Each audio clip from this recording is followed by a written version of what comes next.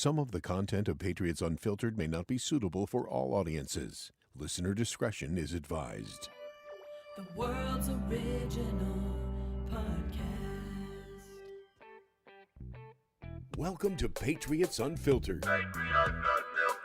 What's your conspiracy theory? I'm trying to think of a good one. I got a million. Oh, yeah? I think the biggest one to me is Elvis. I do think that we landed on the moon, but I don't think that the moon landing video, fake. We would have the technology of sending video from one side of the Earth to the other, but Yeah. you don't think we could do it from the moon. No. It's the same technology. And there's also just like a little. I love one for that's a There's look that's like usually there's like reserved little. only for me. I've gone down the Tupac rabbit hole before. Here we go. Oh my also, God. but like he was shot and killed. It's tragic. Yeah. He didn't die in the car, though. He died in the hospital and was cremated right away. Uh-oh. Pac's alive. Pac's alive. Pox. I love how that's the sign up. The commercials that they run during these shows are just too familiar. I mean, like nothing is sacred. Small boob bras, panties for you know what. No, my wife coined this one. She said, "You're only supposed to actually wash your tits and slits." Is all. Whoa. Wow. Bang, bang, man dead. This is Patriots Unfiltered. Presented by Toyota's official website for deals, buyatoyota.com. All right, welcome to Patriots Unfiltered. It is Tuesday here at Gillette Stadium, and we're going to wrap up what was rookie minicamp, any leftovers from that, because this is the first time we've had to talk about it on this show, and of course, preview the schedule release, which is coming out tomorrow at 8 o'clock. Several games have already been revealed, so we'll get into that and maybe speculate about Patriots a little bit. You know, disclaimer, none of us know anything. So don't, anything that we guess is just a guess. But that's coming up, and schedule release has become a pretty big thing in the NFL. Sure has. A lot of announcements A lot of announcements. for the announcements. Yeah. We're the announcing announcement. announcements. Yeah. We're going to announce it. We're going to make an announcement. We did. I would just like to say that after listening to the intro to today's show, I understand why it's not suitable for children. Yeah. Absolutely. Makes sense. Well, half the jokes they don't understand, but the ones that slip through could be A lot of traumatic. positive feedback from that epic show that we put together last week. The conspiracy Yeah. special. Yeah. Yeah. One of our better off-season Well, it's fun. shows. It's Yeah. fun to talk about that stuff. It is. Yeah. But we're going to talk about Patriots. And where is Deuce, by the way? He's at Brennan Schooler and Marte Mapu. Because I heard him this morning on 98.5 giving his synopsis Of Jaws. of rookie minicamp and Drake May and the wide receivers, Joe Milton. I Paul. Joe Milton. So I listened to Deuce, Yes. and I wasn't there. I wasn't there on Saturday, so Yes. so I'm relying on what I'm hearing. Sure. I listened to Deuce this morning, and then I see Tom Curran. Somebody said that Tom Curran said he thought Joe Milton was the more accurate of the two quarterbacks. Oh, I And- mean, and are we really doing that? According to Deuce, We should not be doing that. that wasn't the case. So, Evan, what do you think? I'm going to take the last hour and 50 minutes off. Yeah. I got to be honest with you. I think grading either one of those guys off of that practice is foolish. Yeah. I mean, we were out there for 1 hour. There was one 7-on-7 period at the tail end of practice that was maybe 3/4 speed. That was not real football. And to sit here and dissect these guys based off of shorts and a t-shirt and a rookie minicamp practice is not what it's all about. Right. But with that being said, I think that what you saw with both guys is that they have a new type at the quarterback position. I mean, they're two athletic, bigger guys, big arms, have good arm talent, good zip on the ball, that are going to have to work through some inaccuracies and mechanical issues. And I think the biggest thing with Drake May is they weren't really doing stuff at full speed because I think they're trying to develop good habits first. Let's start it at half speed with doing it correctly, and then let's build it up from there, and eventually we'll get to full speed. So if you wanted to get into who was more accurate, Drake May, I think, was 5 of 6 in his 7-on-7, and Joe Milton was like 1 of 4 or 1 of 5. So I'm not sure how you would say he was the more accurate quarterback. But again, I'm not giving a report card based off of a rookie minicamp practice. I'm just not doing it. Okay. I just got to send this text to somebody. Yeah, I mean, I just think it's unfortunately it was predictable, and I did see some people tweeting the numbers that Evan just talked about. Yeah. I think it's unfortunate that these guys get out there and they're basically just sort of learning where to go and what to do and how to go about trying to be Patriots. Many of the people that were even out there weren't even officially Patriots yet. There was like 20 guys Tryouts, on tryouts. So I thought it was a little unfortunate, but not overly surprising to see people tweeting about, Drake May was 5 for 6, Joe Milton was 1 for 4. Like, I agree with Evan. I think that both guys have immense physical skills, and that's all you can really learn at a rookie minicamp hour window. But these are all things we knew. Yeah. I mean, They're both I saw big, more strong, athletic, who can throw the ball. Yeah, I mean, I saw more in terms of what Drake May can do at his pro day than I saw on Saturday. Yeah, of course. It's a more extended. Yeah, I think he threw something like almost 75 passes at his pro day, and this one he threw maybe 10 that were like you could even call passes, you know, that weren't warm-up tosses. So we were talking about it, and I said to everybody that was there, I was like, this is nothing. Like, he's throwing a 5-yard slant. Like, at his pro day, he's throwing 50 yards off his back foot. Like, well, wait until you see, them really get into it. So I think the biggest thing that you take away from these practices are two things, like who's working with who in terms of the coaching staff was interesting. The group, the core group of guys, quarterbacks coach T.C. McCartney, obviously Alex Van Pelt, Ben McAdoo, and then off to the side doing his Ernie Adams impersonation was Evan Rothstein, with the arms folded. And I read that in your write-up. Yeah, it looked exactly, or tried to look exactly like Ernie would look. So, those. Well, you don't want to be exactly like he looked. No. Yeah. Well, close enough. Those 4 guys were the ones that were around the quarterbacks. McCartney and AVP definitely were the hands-on guys. McAdoo was more just observing what was going on. And I think the other thing that you took away a little bit is just the budding relationship between Drake May and Jalen Polk specifically, but also Javon Baker was in there, Jaheim Bell, Caden Wallace. These guys, I think, realize that this is their team. This is their job right now, is to get this offense going and get this off the mat, and to really get Patriots football back on the map. And they're embracing that, which I think is a good thing. I wonder what it's like, though. So you go to rookie camp and everyone's kind of in the same boat. Yeah. And then all of a sudden the veterans come in. Yeah. And it's like, uh-oh. Yeah. I better shut up. Yeah, I mean, Drake was the man on Saturday. Right. Like, you could tell that, everybody was kind of gravitating towards him. He had a big smile on his face the whole time. But you're right. Once Matthew Judon and David Andrews and some of these other guys start to get into camp and OTAs and things like that, we'll see what he looks like then. But there was no doubt about it that the leader on the field on Saturday was Drake May. Yeah, I want to echo what Evan said about Jalen Polk and Drake May. They were definitely thing 1 and thing 2. Like, Polk waiting for Drake to finish his press conference and then just watching them afterwards. They definitely have like a natural chemistry with each other. You can even, it's like, wasn't just something that you saw on TikTok, on the Bruins TikTok, the NHL TikTok over the weekend. Yeah. They were actually like that at practice too. So it wasn't just like for social media that everyone's seeing these cute photos. Do you think they were told, hey, get to know each other, or do you think they did that on their own? So they've been staying at the hotel together, all the rookies. And they have rooms that Drake May said that are right across the hall from each other. And, he said they're all football right now. There's nothing else to do, is what he said. And so, really all they're doing is going back and forth between rooms and, talking football and probably, having some fun and doing other things too. But, it's painting each other's toes. Yeah, exactly. Maybe someone's brought an Xbox with them or something like that, and PS5. And then you'd start to bond, for lack of a better word. I mean, that's the word, I guess. That's good stuff.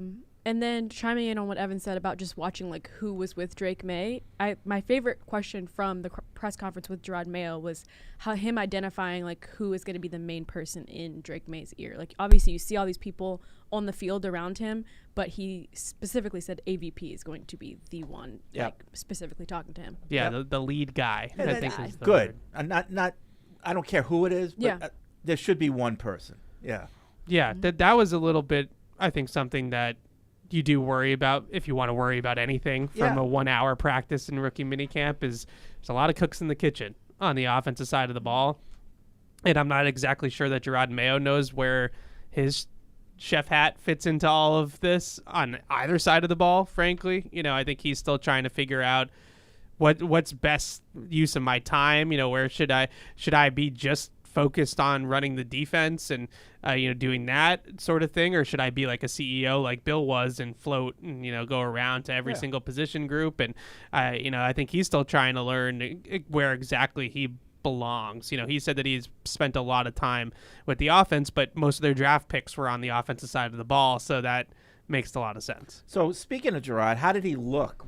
How was, as a head coach, did he look like a head coach out there? What was his demeanor? Like I said, I think, he was floating a lot, in terms of going to each position group, offense, defense, special teams even, and just kind of roaming around the field like Bill would. And I think right now he's sort of trying to figure out what his style but Bill is going to be. Bill would stop and probably give one-on-one tips to guys. Yeah, I didn't see a lot of that. This was like hands off, let the coordinators and the position coaches do their jobs and sort of observe. Yeah. For right now, I would say is the best way. Well, was he driving? No. But if you want to drive and you want to see Toyota's best offers, including those not seen on TV, go to buyatoyota.com. It's Toyota's official website for deals from the official vehicle of the New England Patriots. Toyota, let's go places. So, want to get that out there. Got that done, Matt. Thank you. Thank you, Fred. Matt, please give Fred a pat on the back. Okay. That he's I obviously didn't so forget. in Okay. need of. So Your point about whether or not they may have told or suggested that guys spend some time. I think there's probably some truth to that. Yeah. Why wouldn't you want Javon Baker and Polk to be with May and Milton too? I mean, like they're all rookies. They're going to be with each other. Reading some of the stuff, because I wasn't here for the practice, but reading some of the stuff, seems like the two rookie offensive linemen also, the draft picks, I should say. I know there's probably Layden more. Robinson and Wallace Yep. both spoke about how they've sort of been inseparable since they've been here. And, for what it's worth, they were playing on the both of them on the left side, left guard for Robinson, left tackle for Wallace. So similar kind of thing. These guys, you drafted with the 3rd and 4th round picks. They're probably going to be here for at least a year. Might as well get comfortable with one another. Yeah. I just really quickly, just on the receivers too, because I know people probably want to know what's going on with them. I thought that both of them were pretty much as advertised. I wasn't blown away or thought, that I didn't realize that about this guy or that guy. I think, Jalen Polk looks like a guy that's a craftsman. Like, he looks like he knows how to get open. He's very shifty, very heady with his routes, great hands. We saw in a couple of instances where he made some really good catches with his hands as well. And, just exactly what I thought he would be. Not necessarily a burner, but, someone that just has that ability, kind of like a Jacoby Myers, to just get open and has a good feel for the game and instincts. Javon Baker definitely has another gear, a little bit more of an explosive burst to him through the top of the route that is there, that's present. But sort of like Jerry Rice and John Taylor. Exactly the comparison I was going to go for there. Only better. Only maybe a little bit better. Yeah. So I would say that with Javon Baker, but he had some inconsistencies. He had some drops, had some things that they're trying to work on with him, I think, in terms of his route running and stuff like that. So exactly what I kind of expected. You had one that was maybe a little bit more eye-popping in terms of the way that he moves in Javon Baker, and then you have sort of the pro already with a guy like Jalen Polk. Okay. And what's next up? We have the OTAs that OTAs are first one is on May 12th. First one that's open to the media is on May 20th. So next week. Yeah, Monday. Yeah. Yep. Yeah. So that'll be a big day. Yeah, and that will have veterans. Like, that's not just the rookies Right. and everything. So, yeah. Be good. Okay. Looking forward to that. The best arm I saw was on Drew Bledsoe's Instagram, him throwing to Julian Edelman. Did you see that rifle that My guy. Bledsoe still has? My Yeah, guy. still got it. I mean, it comes off that hand fast. Yeah, I mean, and it came off both the rookies' hands fast too. I mean, Joe Milton made a throw rolling to his left where he just kind of flipped his hips up the field and you saw it. Like, you were like, okay, that's a powerful arm right there. Drake May, I would say, throws a more catchable ball. Joe Milton is all gas. Like, he's throwing a 99-mile-an-hour fastball, whether you're 5 yards away or you're 25 yards away. Yeah. There's no in between. Drake May throws that little bit more like pillowy, touch type of throw. James Pettigrew, the most interesting Patriots fan in the world, writes, in his podcast about rookie minicamp, Tom Curran described Drake May's arm as above average. I presume this is a bad take. I was surprised to hear that. Well, above average is good. Yeah. I'd take above Above average. average, Yeah, I don't know. Everybody's getting on Curran. I guess he isn't the Drake May guy and has been killing Drake. I don't know. Okay. I don't know what he said. I didn't see that, but I don't take above average arm strength as a negative. No. Unless he meant it that way, and maybe James knows that Tom was sort Although of there could be the way he downplaying it. delivered it. Yeah, that's what I'm saying. James might Above know average. that's the way Tom meant it. Like, I would say Mac Jones's arm is below average. Yeah. And, as a point of comparison. Well, Jeffrey from Canada, can you visibly see the difference in arm strength between May and Mac Jones? Yes. Yeah. I think with Drake May's arm, the difference between arm strength and arm talent is a big thing. Like, do I think that Drake May has like 103-mile-an-hour fastball, if you want to call it, like, use a baseball analogy? No, I don't think he's got like elite, arm strength like a Josh Allen who can just like throw it, through the door. But his talent comes in with the different angles and platforms that he can throw the ball and still generate good velocity. He can throw the ball on the move. He can throw it, off his back foot and still be able to push it down the field. He can, do the old, drop it down and flick the wrist and make it the throw 50 yards down the field. Those types of things. I think if you wanted to put them side by side, like, Joe Milton has a bigger arm than Drake May does, but I don't think that Joe Milton has as many pitches in the arsenal that Drake May does. Well, and Jeffrey also wants to know, can you explain the difference between being able to throw the ball far versus throwing hard? I mean, I think that's it. That's it. I mean, the harder you throw it, the further it will go. Like, It's I've never physics. really seen an NFL quarterback, like a real honest-to-goodness NFL quarterback. In other words, not that Tim Boyle guy that played for the Jets last year. Yeah. But who can't actually throw the ball, say, 60, 70 Right. yards down the field. You don't get to that point without being able But to do some that. some of them need to put more air under it than others. I don't know if I've ever seen someone throw a deep ball as far on a line as Josh Allen. Yeah. And I think that's where it's a little bit different in terms of arm strength. Because I think a lot of people just look and they say, well, Brady just dropped that in the bucket, 60 yards downfield. Yeah. He's got a good enough arm to throw the ball 60 Yeah. yards like everybody else. But there's a difference between, like, Aaron Rodgers' deep ball and Josh Allen's deep ball and most others. Yeah. I wouldn't In worry terms too of much velocity. Yeah. Drake May's trajectory. arm strength. I Trajectory. don't worry about it at all, and I certainly wouldn't worry about it with Joe Milton because I think he can throw it as well as anybody. Yeah, Joe Milton's got a rare arm strength, but I wouldn't worry about it at all with Drake May. I think the biggest thing with him is tying his feet to his arm, right? Like, is getting his footwork and his mechanics and his biomechanics tied together so that he's not all arm. I think sometimes he relies too much on just his pure arm strength. If he can get that was Cam Newton. I mean, for sometimes, yeah. If he can get his feet and all of it tied together, then his arm strength is going to be more than adequate.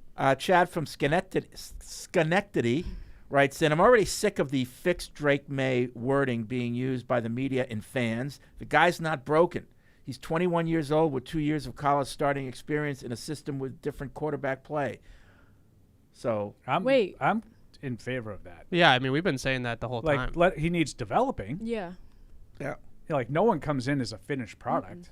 yeah. Like, he needs to develop. But I guess maybe fix, he's Yeah. saying, is the wrong word. I would say refine. Yeah, refine, improve. Yeah, I mean, look, Yeah. I think there's a lot of different things that go into quarterback mechanics, and normally we whittle it down to footwork, and that's like the biggest one. I wanted to ask you guys about that because you both were there to watch the practice. Like, what did you see in terms of footwork or? Yeah, I mean, they were doing everything mechanics. at a very slow pace. So it's hard to. Right. So right now, I think what they're trying to develop those good habits. Like, we're going to do it the right way, slow at maybe 50%, and then we'll ramp it up to 65, 75, 85, 90, 100 at some point.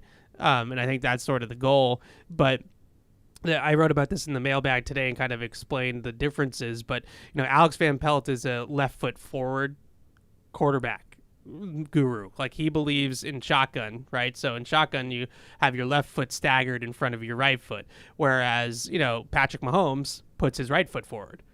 Tom Brady put his left foot forward. Aaron Rodgers put his left foot forward. Joe Burrow is absolutely parallel. Peyton Manning also. Manning was definitely Peyton Manning, the sheriff, was a square stance guy. Right. So everybody has a different way of doing it. Alex Van Pelt believes in left foot forward because as a righty, you're going to have that extra step, and that extra step creates rhythm and it creates fluidity in the drop. Whereas with the right foot forward, you're just kind of, it's a little bit more robotic. Mm-hmm. And so I think the biggest thing to me is that would really help Drake May, because I think the biggest issue he has is rhythm with his feet. Not that he can't move his feet, but it just doesn't sync up with the routes and with the timing of the drop and all that kind of stuff. So I actually think that the game plan here for Van Pelt, which is just what he's done with all of his quarterbacks, going back to Aaron Rodgers, Baker Mayfield, all those guys left foot forward, I think could help Drake May a lot. So that's what Drake May talked about after the practice, was that, well, first of all, he's got to learn under center, which is like completely foreign to all these college quarterbacks now. Well, that's my one question. Did you see him take many snaps under center, and how did it look? Yeah, fine for Choppy. what they were doing. Yeah. But yes, he had one pass attempt in college from under center. Yeah. No, these guys come out of college without zero. And I used to laugh at that, but the more time has gone by, and these guys are never under center now. They're never under center in high school. Yeah. Yeah. Yeah. I think it's legitimately something that they have to develop. Yeah, and I think going back to that email, like, Josh Allen did not come into the NFL playing the way he is right now. Like, coming out of Wyoming, he had a lot of refining to do too. Sure. So Right, but people didn't say he needed to be fixed. Right. I think he's taken the offense to the word fixed. Yeah. Yeah. He also wants to know. Had a long way to Yeah, go. for sure. Yeah. He also wants to know, do we see the thread going around comparing May and Daniels throwing? I did haven't not seen that. see- Yeah, did so not there's see like Daniels. there's a Jaden Daniels. Yeah. There's a Odd to me. video of Jaden Daniels throwing a deeper ball like down the field. I think it's like kind of like a seam throw. And there's a video of Drake May, and Jaden Daniels' release looks a lot quicker. Looks a lot Okay. faster in the video. Which I think coming in, we knew that was the thing anyways. Like, Jaden Daniels has a much more refined mechanical chain, and his release is much quicker right now than Drake May's. But I would also just say that Drake May was throwing like a 5-yard out, and Jaden Daniels was throwing a deep ball. And so like the velocity that they were both trying to generate on the ball was significantly different. It looked like Jaden Daniels was at a more full pace in the drill than Drake May was being told to run it at. It wasn't an apples to apples comparison. Yeah. So there's How'd that. they ever see that on Twitter? There's that element to it Okay. as well. So that was rookie minicamp. Also, the Patriots announced a few days ago that Elliott Wolf is indeed going to be the executive vice president of player personnel. Did I get that right? Executive Vice President of Player Personnel, yes. Okay, so I did get that right. Yes. did. Okay. Thoughts, reaction? I think we all knew that was probably going to happen, but Yep. yeah. I do. Okay. Also, why not give him the title of GM? Well, no one's ever had that here. We don't do that around Yeah. here. But why? I don't know. I mean, I think we don't have to go look at the history of, but why? Yeah. There's Don't got to know. be a reason. Yeah. I just don't know what it is. The responsibilities are the same, right? Like, Yeah. Well, this guy has way more responsibility than any other vice presidents of player personnel. Yeah. he's more managing under generally. draft. He's generally managing. He's got control of the 53-man roster. Yeah. Yeah, he does. But to me, a GM. Bill Belichick had control of the 53-man roster, not Yeah. Nick Caserio. To me, a GM, though, is in charge of every aspect of the operation. So, not that they are in the weeds with everything, but like everything from what bus line are we going to be renting on game day? Like the GM is the final say on everything, not just football, but operations and business too. Yeah. And maybe that's why. Maybe the Crafts want to retain some of the business part of it themselves. I don't know. I mean, that makes as much sense as anything to me. I mean, I don't really know what it matters. I mean, it all seems like football is on Elliot Wolf, and I mean, just my personal opinion. I think it's a great choice. I think he's a great find. You know, what you loved about Bill Belichick when he got here was like the thing that like he was trained from like, you know, since he was like in the womb to like watch film, you know, and so Elliot Wolf has all that kind of pedigree. And you know, I like that he was here for a couple of years and he learned under Bill and he kind of saw how things were being done. And you know, I've compared it in the past to what Ron Wolf did in Green Bay, where they hired him, I think in like November. They had fired their GM, so they brought him in. He had a couple months just to observe and to see how things were done. And I think Elliott's had that chance. And you know, if not him, who? You know, so I think it's a good fit and you know, a good start to the draft. And now it's all on him. So we'll see. I'm just glad that's out of the way now. We can kind of move on and you know just focus Dude's on coming the team. in hot. Yeah, no. Sorry, Brandon Schooler got me all fired up. I couldn't agree more with you though. You got a That penalty on the way? Ron Wolf, Ted Thompson, Bill Belichick are his three biggest influences, and I can't really think of anybody else better to mentor somebody than those three guys. I don't think anyone would have any issue with Wolf himself being in the role. I would have a question of the division of power, like why they chose to give him more power than Mayo. I also wonder if he's going to make any staff changes or if he's going to keep everything the same. Because like, if you want to make changes, you would want to do it now before you really get into the thick of like scouting again. Yeah. So I mean, I would just say to that, Paul, though, you know, it's a really interesting point. You know, Mayo hasn't done anything though. You know, so I mean, it's interesting that not to say that Wolf has done a ton, but he's been around a lot longer in the game in the NFL than but he's in never front done office. this. They both never done what they're doing right now. Sure, but Mayo hasn't done anything though. Well, I mean, that's I would say that if you count being in training for what they're doing, Wolf has more years in training to do. Not even close. Sure. Yeah, not even close. He's had a job more than Mayo's had a job. Yeah. And I just think it's interesting. I think it sets up potential conflict, unless this is something that Jerod was really. Paul, did you hear they're going to collaborate? Yeah, I don't think that works. But I do think that Mayo said, look, we're going to disagree. I mean, I think they both have been upfront about, like, it's been pretty good so far. But, you know, and sometimes I think that's where you find the magic happening, you know, when you really have to argue over something and state your case. And then you find, you know, what the most passionate person tends to win. So you know, it's like anything. I don't know how it's all going to work out, but I think they picked good guys. And so far it seems okay to me. Yeah. I think it opens the door for conflict with when things aren't going well on the field. The guy who's not on the field is saying, well, the players are there. Right. I know this because I picked them. Yeah. But that's players are there. Isn't that and always then the way? coach says, yeah, we're not winning, but I don't got the I don't have the horses. Yeah. But isn't He that picks the horses. isn't that always the way? Like when things Yeah, don't well, go that's- well, like that's- everyone that's starts. not what one guy has control of that. Well, that's kind of the Bill Walsh thing, which was saying exactly what Paul's saying. Is That's my saying, concern. You know, this is the usually the GM is the kind of person that's sidled up to the owner and being like, Right. I don't know, I got on the players, and you know, and the it coach kind of is turns saying, them against the coaches. yeah, you know, I'm saddled up to you, Mr. Owner, but Yeah. I can only do so much with the guys he's given me. Right. And I don't have control when, over the roster. when things go bad, people start, you know, playing the blame game. so Right, who but Bill was the didn't have anybody to blame. Right. Yeah. Right. That was different. But himself. I think most places are like we are now. Yeah, no, most places, like Andy Reid has control of his roster. Yeah, but we don't have an Andy Reid. No, I'm just saying, like, to just to say most coaches Well, don't have control of their named one. roster. I think most coaches have control of their roster. I don't have it all on paper to tell you, but that's how I feel around the league. John Harbaugh, Kyle Shanahan, these guys, they all collaborate. Yeah. You know, Sean McVay has control of his roster. I think this is not a unique thing to have control of who actually makes the team. Yeah, Yeah. but Jerod This Mayo is doesn't different. have the resume of those guys. And I just feel like Elliot Wolf, who's been Yeah, an my guess is assistant D'Amico general Ryans has manager. control over who makes the Texans, not Nick Caserio. But I don't know that for sure. I to your don't know point. about that, but director of player personnel, assistant general manager in Cleveland, like Elliot Wolf has experience. Like he's not mentioning the fact that at 11 years old he's at the combine with his father with a stopwatch. We'll see. I worry. That's all. I'm not worried about Wolf not knowing what he's doing. That's not my concern. I think Wolf is qualified for the position that he just officially got. I think he's more than qualified. Yeah, it's the stress point of this relationship. I'm that worried you can if see if it doesn't start when, to go. You know, it's easy to say, Fred and I are going to disagree. We've disagreed a lot for 25 years. But what happens when we actually disagree? Is it an important disagreement that we can't move through? Right. We've never really had one of those. Yeah. I don't know what it's going to be like with Jerod and Elliott when they actually disagree. Yeah. Yeah. No, like you said, who makes the team?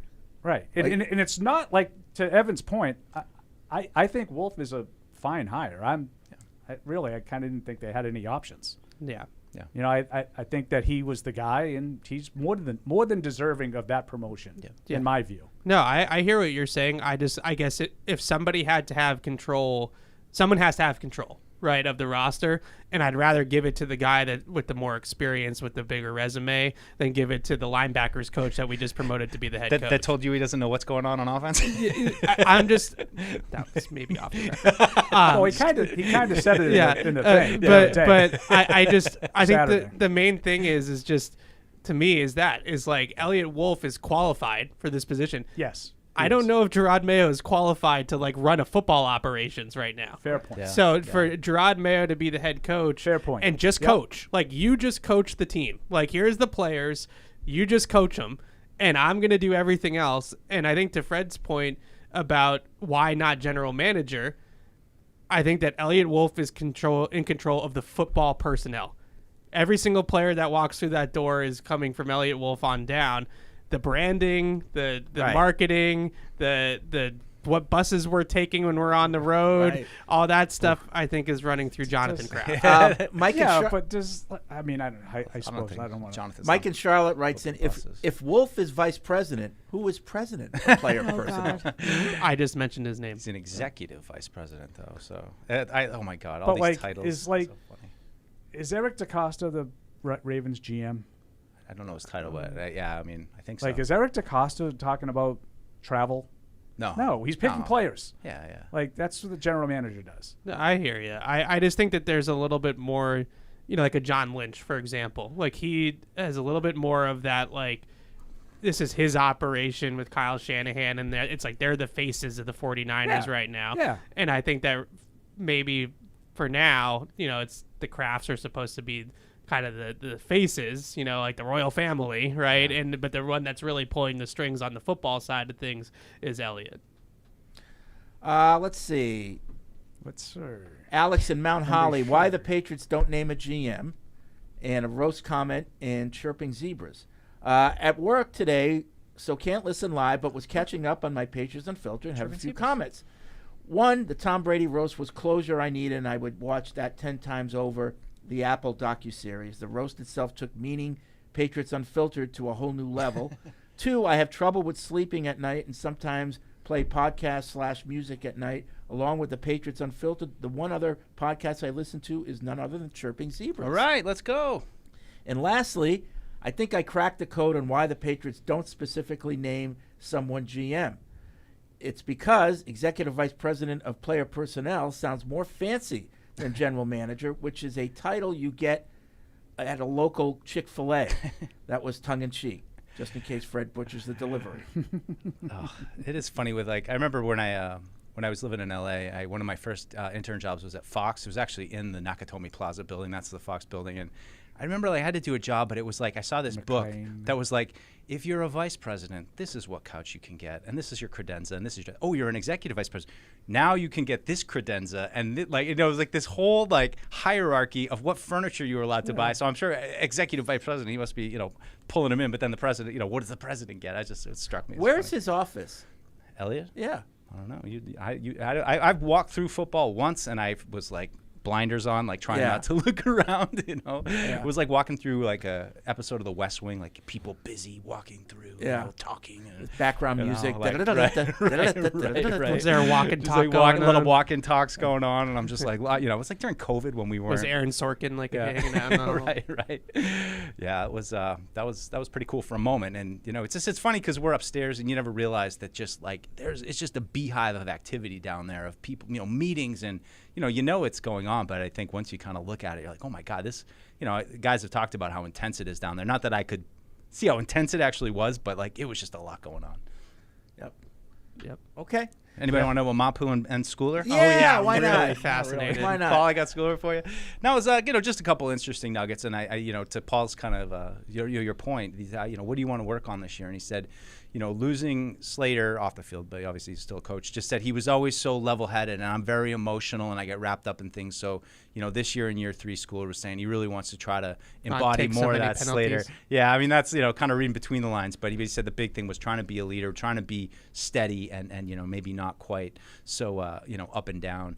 And then, Mapu was funny. I mean, these interviews are funny with Mapu because everyone's always like, we're going to find out today if he's playing linebacker or safety, guys. Like, we're going to drill down. We're going to get you. And, and he kind of plays it like, it's like, this is like our second day of OTAs with the rookies. So we haven't really done much of that. But it was interesting that, you could just tell he was talking about how much more complex the playbook was in college and that in the pros, and that, he said I could play multiple positions at Sacramento State. Or he said, I'm sorry, the way he put it was I could play one position really well and I could play in multiple different spots.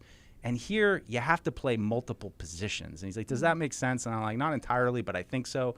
He's just talking really about trying to get back into playing and, but talked about the communication that happens. He's like, look, anyone can go up on the board and talk ball, but then all of a sudden you've got a guy in motion and you got 5 seconds to communicate with 3 players. So he was just illustrating a little bit, how much of kind of a leap it was in the playbook, and also being healthy now, which is a good thing. The last point though was they said, oh, what did you think when Kyle came back? And he's like, who? And he goes, Duggar. And he's like, oh, I've never heard anyone call him Kyle before in my life. He's like, Doug. Everyone calls him Doug. Because everybody has to use all the first names because they're all friends. Yeah, right. Like, who's Kyle? Good for Mapu. Just went up a notch in my book. It was kind of a funny one, but he's definitely one of my serious football guys. I used to like when Bill would do that every once in a while. He'd be like, Kyle? Kyle who? And he'd squint. Oh, yeah. Doug? King Doug? Oh, right, Duggar. Right, okay. Right.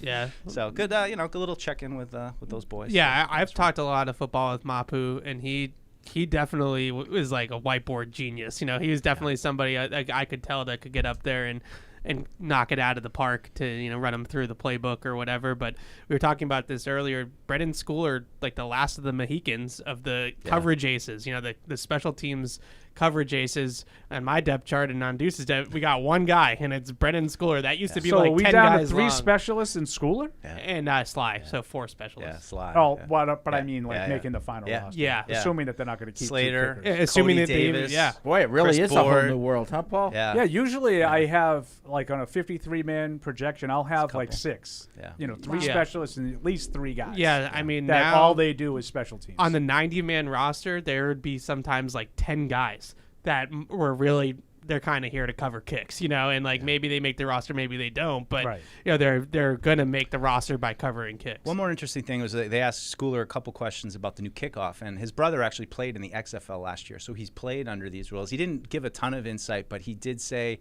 it's a lot more in a phone booth. It's not so much running down full speed. It's you got to be tight and be able to get off of blocks like Control that. the blocks. Yep. Yeah, so it's That's just what it little looks. It looks interesting. like just a kind of a glorified running play. Yeah, it's gonna be interesting to see how the body types change. Yeah. Right. You're probably gonna have more block eaters. Linebackers. Is like Devon Godshaw gonna be out there at the point of attack? Do you think? And I know that kickoff plays exist and you try, but like, do you think there might almost be more plays now where you've got guys kind of pulling but I have really trying to find a hole? Yeah, I have questions like a running play. Like, are there rules as to how you can line up as the kicking team? Initially, yes. Like, do you have to line up in a regular formation, tight, or are you spread out across the field? Yeah, I think there's rules about like how many people have to be on each side of the ball and stuff I think that. Well, they have that now. I think you can be tight, but I think you still need to have 5 on either side of the ball. Okay. Yeah, but to Deuce's point, I definitely think that there's going to be schemes, blocking schemes of, More we're pulling actually a going to backside pull this guy yeah. and we're going to kick out here. And, if Chuck Pagano was still in the league, we'd have one guy on the side, everybody else on the other side of the field. Too soon. It's a great point. It's a great point. not Some soon guys enough. would lose their minds with stuff like Oh, that. yeah. Right, Coach, how long are we going here? Yeah. I know what they'll never expect. You're right. What was that? Oh, yes. So the other thing we want to talk about is schedule release. So we know a few games. We know Thursday night. The Thursday night opener will be the Bills and the Dolphins. Oh, okay. Not Patriots, I was No, going to say. I'm like, no. We don't news know. to me. No, we know nothing from the I know Patriots. nothing. Wait a minute. So what is that?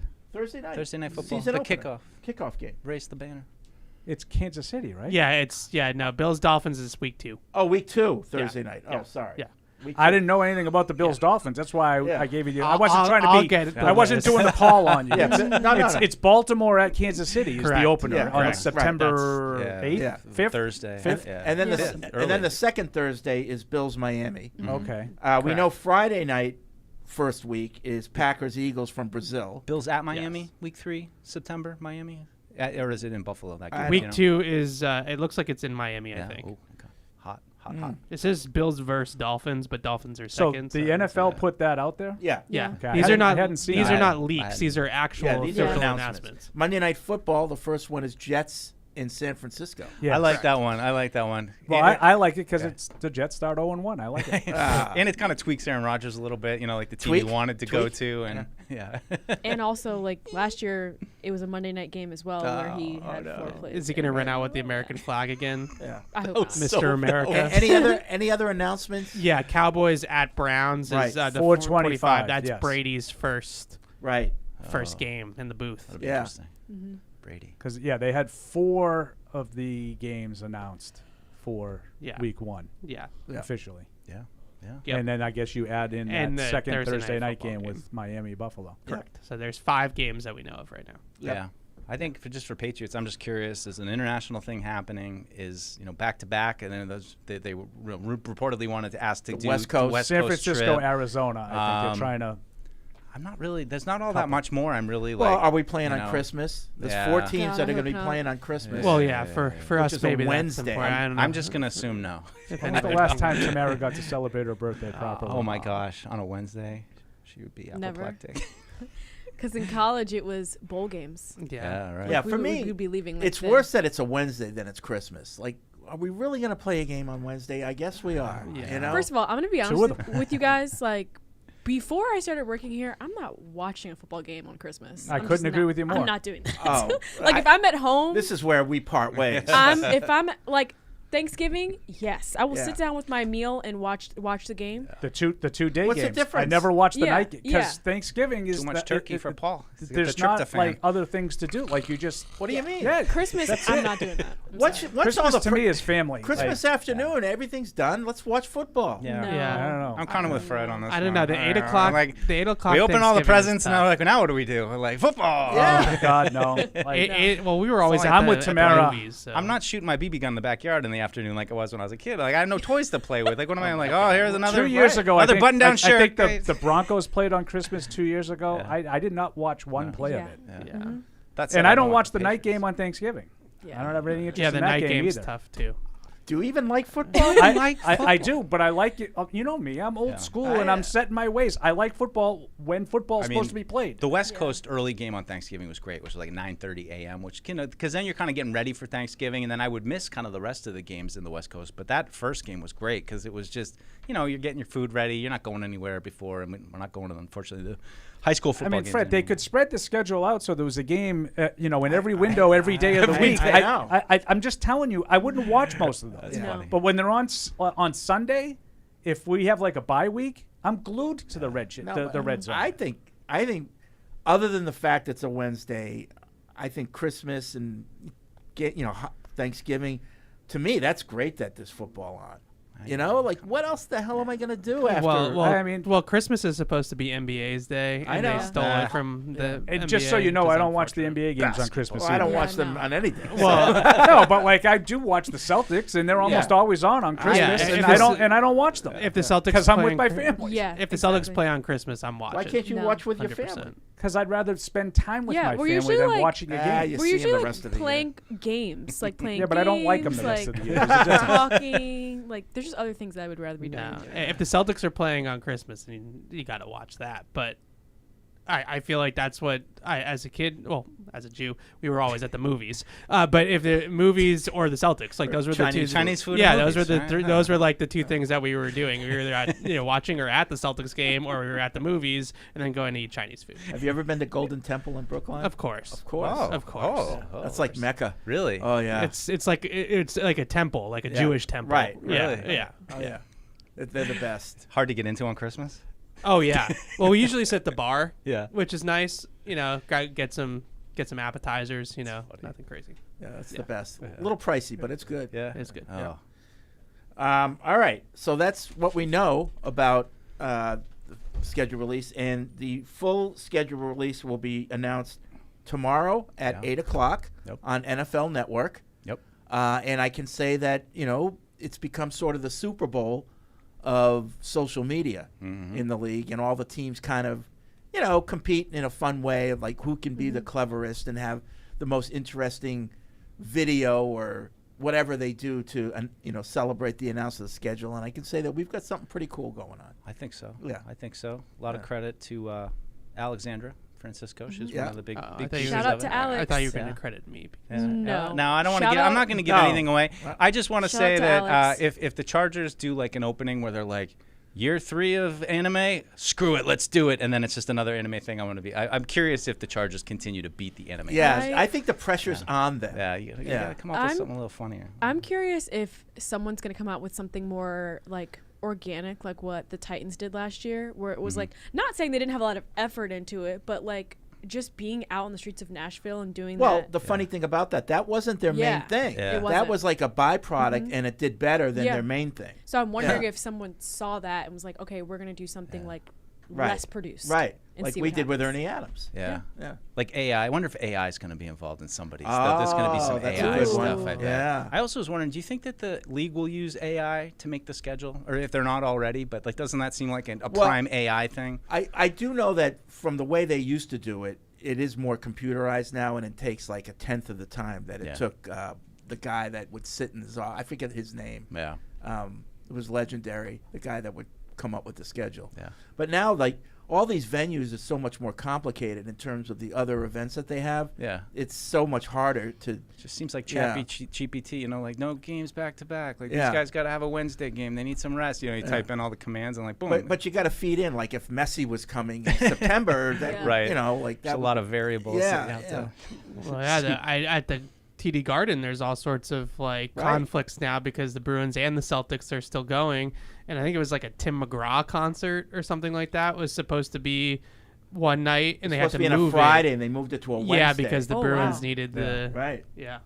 Wow. Yeah. Did you guys see the Drake May and Jalen Polk at the Bruins game? That's pretty funny. I haven't seen it yet. They Yeah. wired them up. Yeah. Tamara was talking. I felt like we were just having a meeting, like we should do that, and then the Bruins just did it. But no, it was funny. They're it's just I mean, I don't know how much experience they have with hockey, but it's always just funny watching the reaction to these guys. And they were talking to him. Part of it was like, do you think May was like, do you think it's harder to score a goal or get a touchdown? And JP's like, I think score a goal. Like, a touchdown's pretty easy. Like he was talking about touchdowns, like it's no problem. I was at a Bruins game sitting next to a former Patriots lineman who will go unnamed, and we're watching, and somebody hit the post, and the lineman says, "Isn't that a goal?" I'm like, "No, it's got to go in." Is that Eugene Chung? Same era. Yeah. I want Todd to get Rucci. I want to get Drake May to a Celtics game. Yeah, that's Oh, yeah. that's the one badly. I've been waiting for too, because his family is a huge basketball family Yeah. at North Carolina, and his brother and His brother played against Jason Tatum, so if we can get a That's so swap, funny. like his it'd be elite. they think that Drake May could have been on the UNC basketball team if he wanted to be.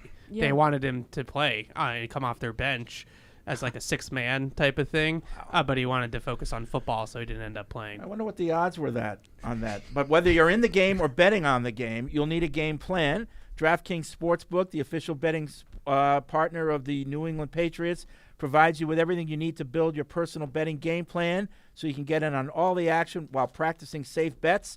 Visit DraftKings.com/responsible-gaming to learn more about all the safe betting tools DraftKings has to offer. Hope is here, Deuce. 800-327-5050 or gamblinghelplinema.org. Must be 21 plus. Play it smart from the start. GameSenseMA.com. Physically present in Massachusetts.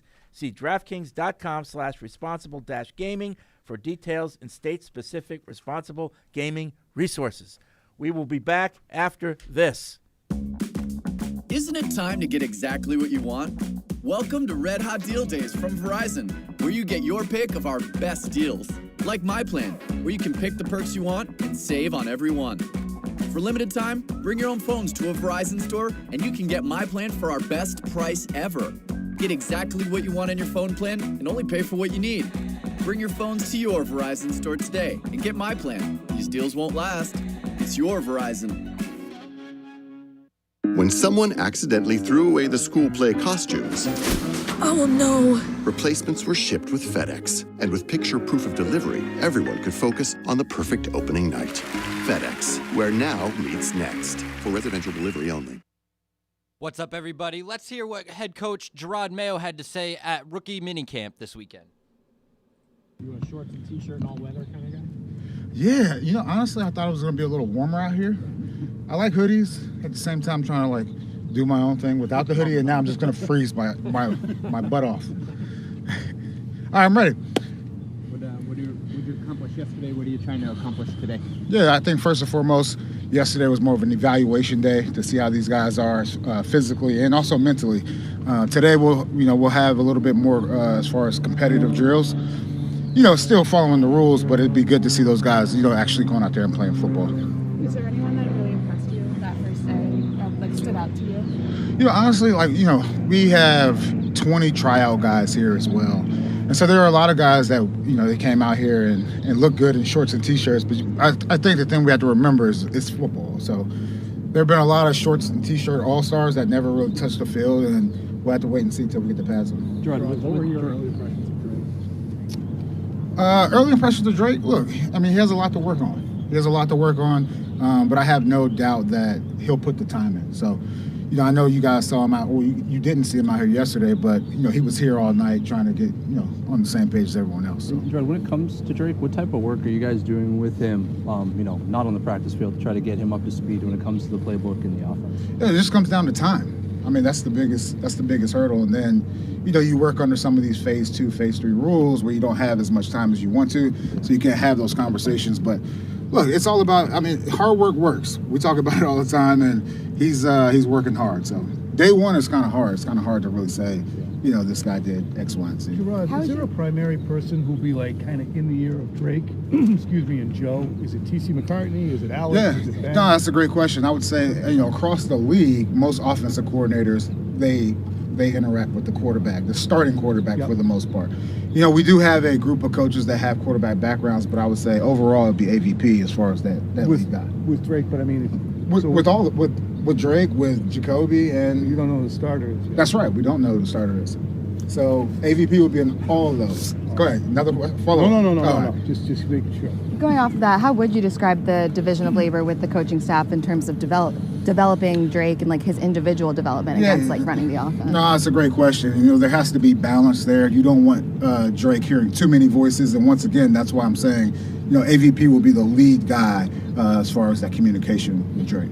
You guys are, in terms of what you can work on and accomplish just over the course of the minicamp, is the playbook able to be a part of that equation there? Are these guys studying day one? Yeah, they're studying the plays that we're going to run during the season. And, you want to see if these guys can take what they pick up in the classroom and see if they can apply it on the field. So. Regarding that relationship between AVP and the quarterbacks, how much of that is due to what you've learned about multiple voices in a quarterback's ear, having one guy that's talking to him as opposed to hearing from different people? Yeah, I just, honestly, that's my own life.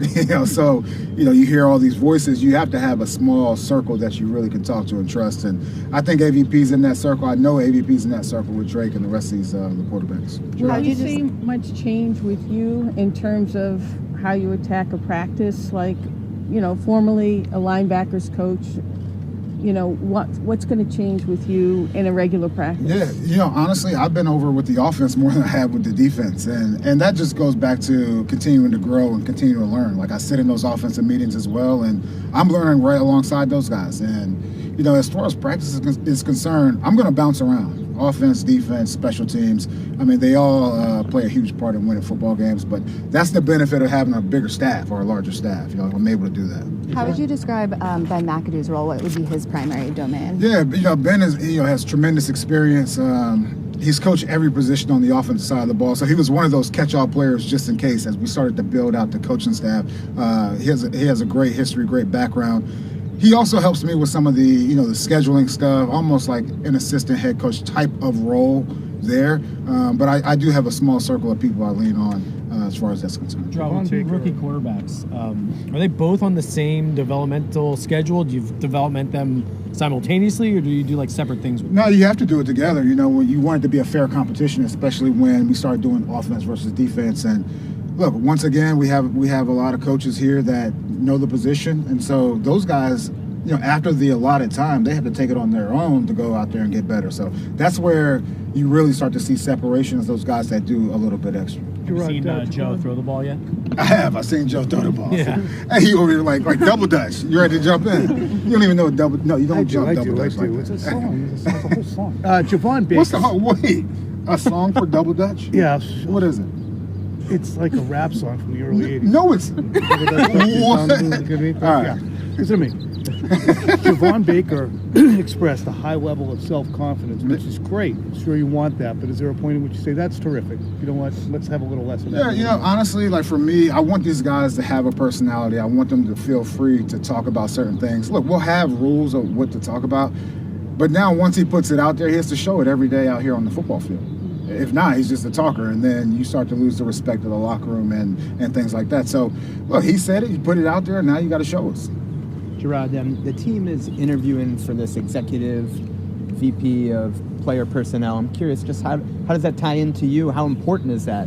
No, for me, it's really just been about rookie minicamp. And I hate to give you that answer, but like we have guys here that are going to be on our team, and so I just really been focusing on that.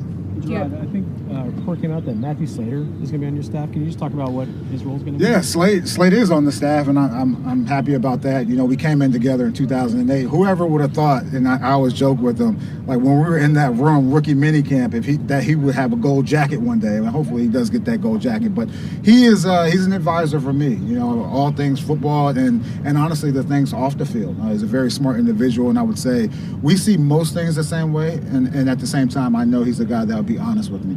You know, once you put the head coach hat on, it's hard to find people who are honest with you. But Can you do double dutch together? if we could double dutch together, no doubt. Will you have like a player developmental role too? Like, will he try Yeah, to that's part of it. That's part of it. But once again, I would say he's just one of my advisors. Yeah. Does this kind of feel a little like a rookie camp for you when your first coaching job, kind of getting your way in? Yeah, honestly, yeah, it feels great. It feels great to get on the first day I was out on the field with the guys. That was like that aha moment. Everyone was asking me, you know, how does it feel? It felt regular to me to be inside, but as soon as I came out here and was able to like talk to different positions, that was like that aha moment. Did you watch the Tom Brady roast? Nah. You know what?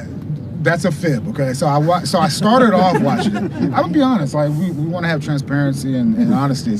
I started off watching it, and then I was like, I'm gonna change the channel. Too much? Huh? It was too much for me, but it is what it is. You have to go back and at least watch Bill during it, though. No, I'm not watching. I haven't watched the Dynasty. I haven't watched the whole roast. I'm just focused on what I have to do. I think you guys would be nice to me if we win games, not watching Netflix. Do 2 more questions. Any crowd guys impress you? There are a few, you know, and look, once again, like this is another day to add into it. You can't just take one day and say, you know, this guy showed out. I know that's the hot thing to do. At the same time, you know, we'll do a lot here today, and you guys will get a chance to see these guys as well. So ask me that next time we talk. What do you look for from those tryout guys? Honestly, it's about movement skills. It's an evaluation, right? So it's about movement skills. It's about what they can pick up in the classroom, how these guys learn, and how they can help our team going forward. Thanks, guys. Appreciate it.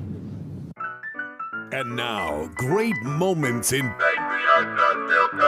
history. We're having an elongated post-game show. Yeah, What- sure. What's the 4 hours? I mean, Hardy, we're not going to let him go. We don't. That's we right. don't- Yeah, just keep it we'll going. lock Hardy in the I studio. think we should just keep So, going. Paul, we should tell Hardy that Fred said, tell him this in the pregame show.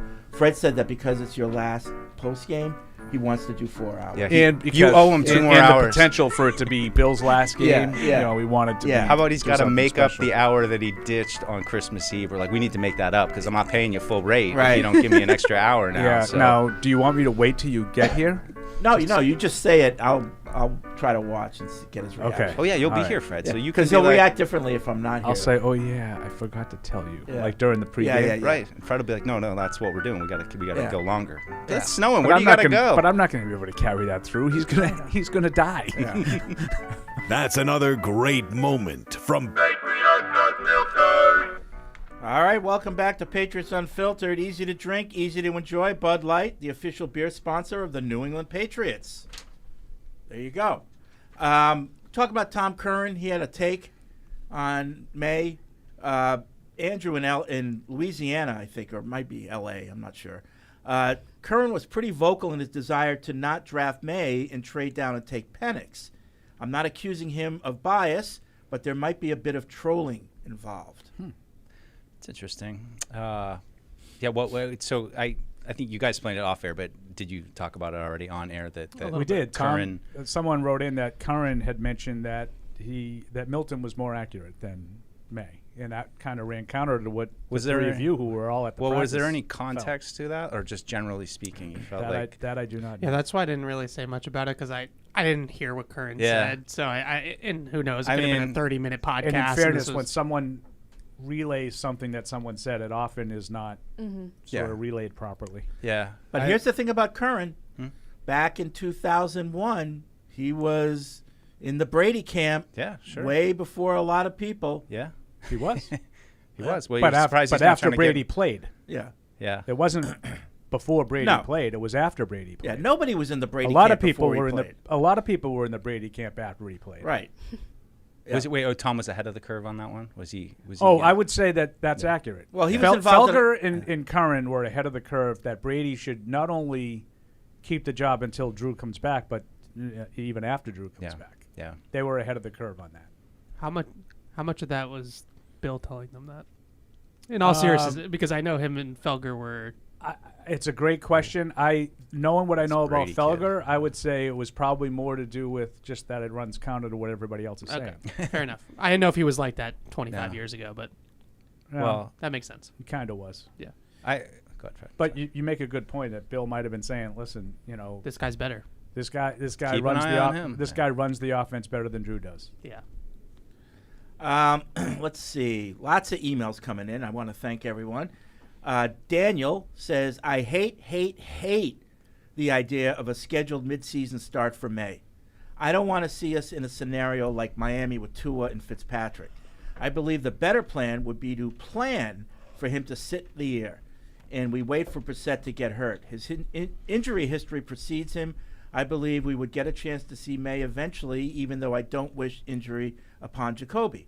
Just seems like there is a risk in the half-in, half-out strategy for starting May this year. What are your thoughts on when the organization should aim to start Drake? Seems like it will play out organically and not the scheduled midseason start being talked about by some media, bartender in particular. Oh. I mean, I don't think anybody. I don't know what Alex is saying, but same with Curran. I bet you don't. I don't. I have no idea nothing what but that listen is. to him talk all the time. Yeah, the last right. thing you heard last night before you went to bed. I love you too. From somebody else. That's not a pillow. I would say the biggest thing though is it is organic. Like no one's saying like we are going to say on October 24th that Drake May is going to. No, it's when he's ready, he's going to play. Right. I don't want to get bogged into the semantics, but I would say that I agree. Like it's not a scheduled start. It's I think most people feel like after half a season or so, he should be ready to play in a game. Yeah. I don't, and this guy might have more information than I do with the Dolphins. Maybe they decided before the season, before camp, that Tua's not going to play until X date, and that was the date that he played. I don't think it worked out that way. I don't think that's how it went. I think Fitzpatrick played until Tua was ready. Yeah. And when Tua was ready, he took over. And, oh, by the way, what was wrong with their plan? It worked. Yeah. Also, he played better than Fitzpatrick. They won more games with Tua than they did with Fitzpatrick. Mm-hmm. Yeah. We know it's the Tua Also, thing. I feel like Mac was no, like... it's like you automatically, because Tua was sort of in and out in that last half of the season because he had some struggles out in San Francisco, I can remember, specifically one game.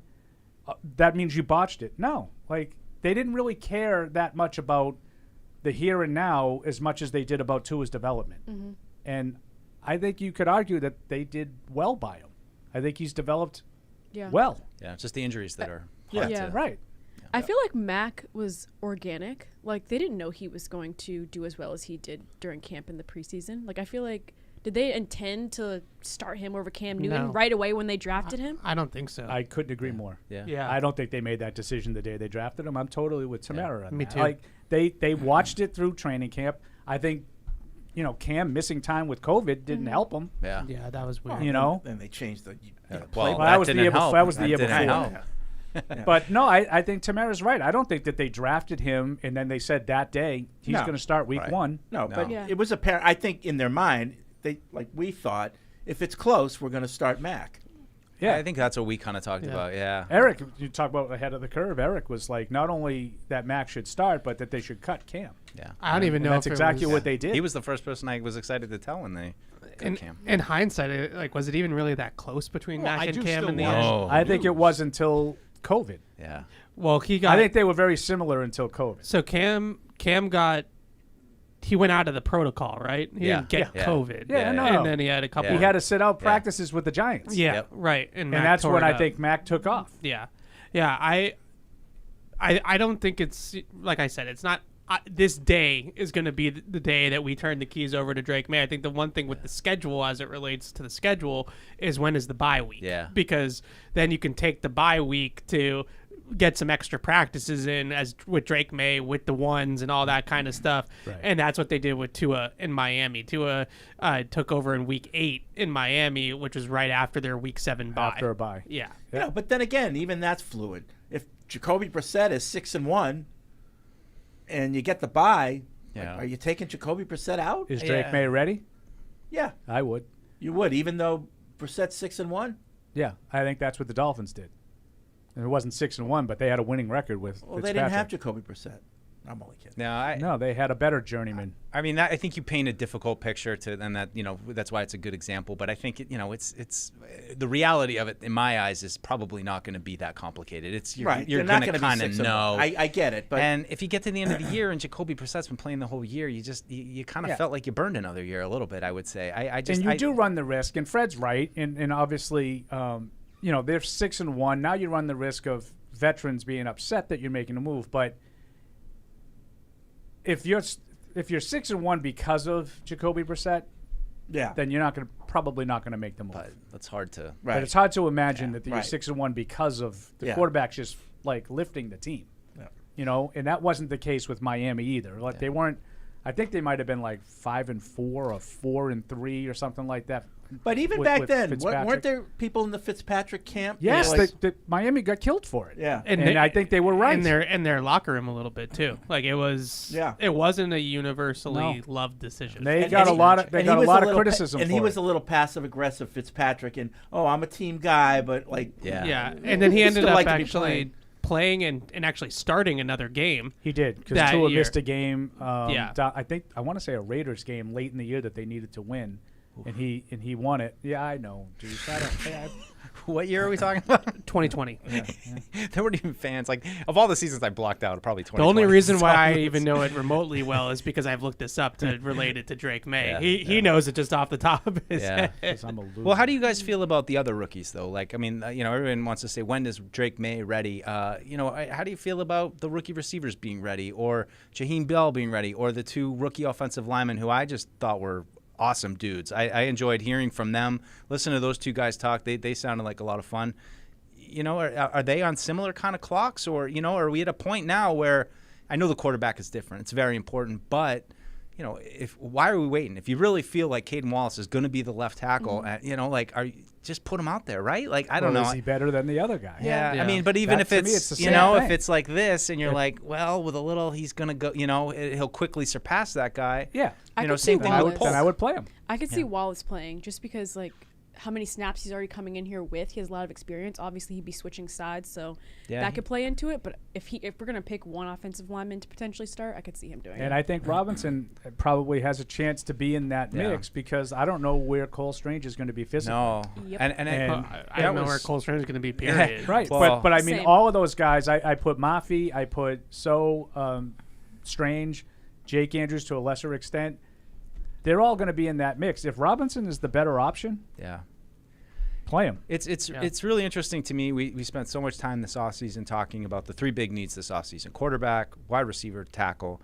And at all 3 of those position groups, I just noticed they've really thrown a lot at the wall. I mean, even, Joe Milton's even part of that. Like, but there's a ton. I mean, they just signed another one of these tryout guards again. So I think it's something crazy, like 18 offensive linemen right now.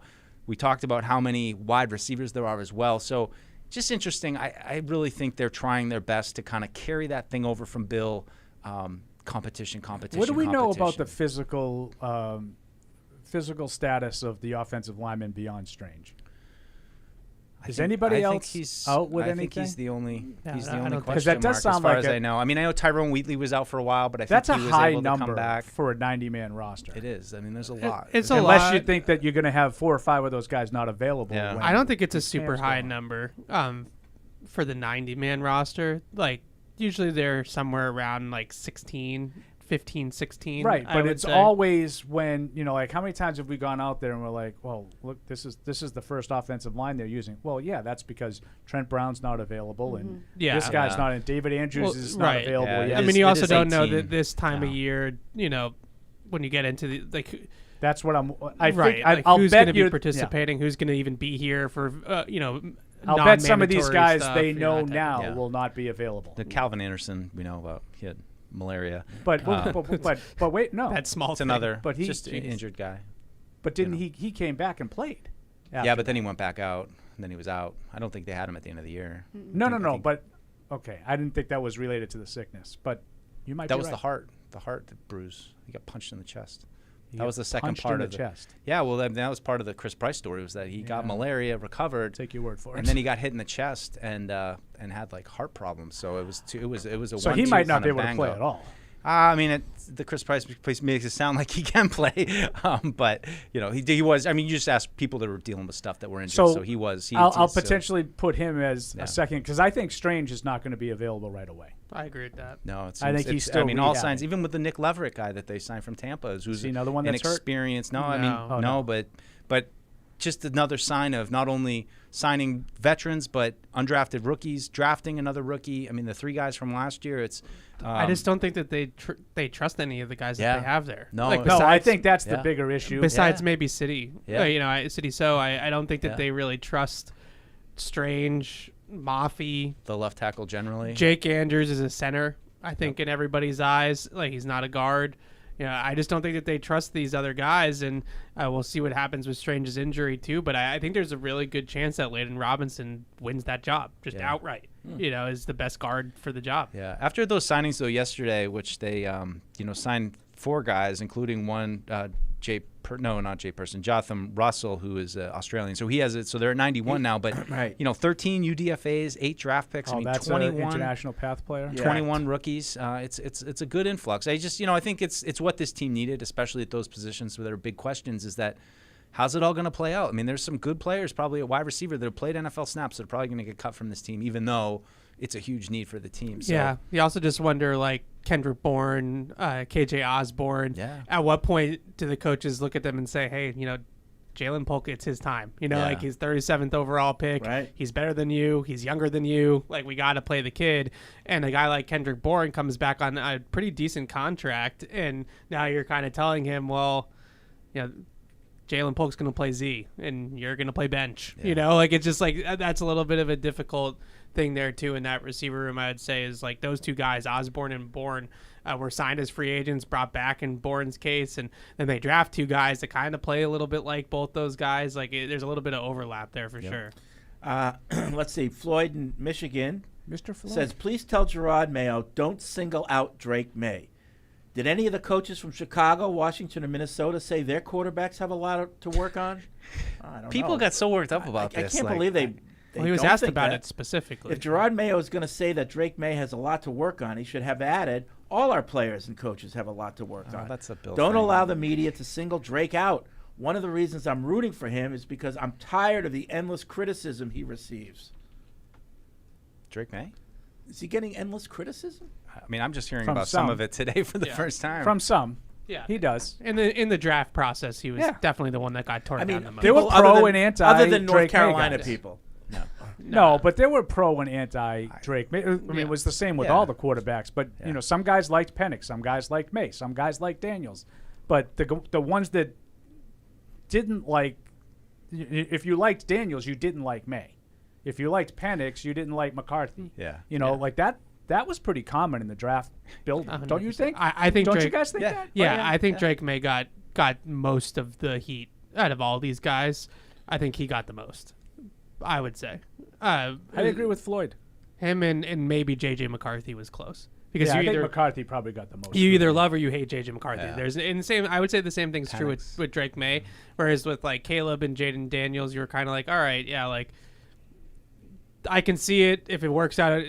Whether it works out or not, no one has a crystal ball, but you could kind of see it with both those guys. Most people, but I feel like Drake and J.J. McCarthy were the two lightning rods. So what did you guys think of Chicago just come right out, end it all? I like that. He's our starter. I like that. I mean, that's kind of the straightfortable way to do it. I mean, it's Well, that was the condition of being drafted. He said that you have to say that. You have to say it. Yeah. Say it. They're gonna have problems. No, there's no question. I mean, it's just he's the top guy. He's been the top guy.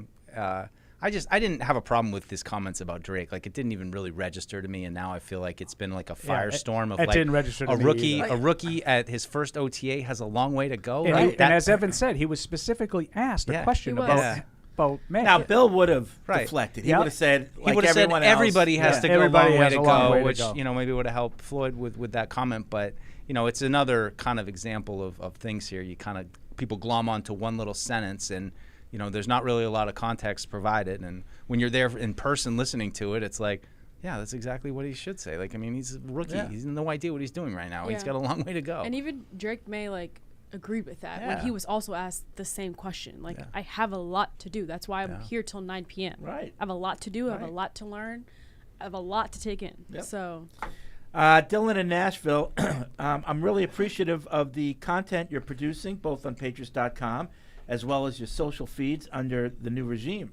I can't explain why, but something as simple as the helmet-fitting videos and TikTok makes it feel like we, the fans, are more part of the team than before. Well, there you go. I like that helmet. Secondly, my grammar nitpick.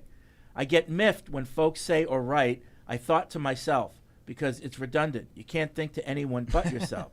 This was drilled into me by my 9th grade English teacher at Andover, same as Bill and Ernie, who were dorm mates with my uncle.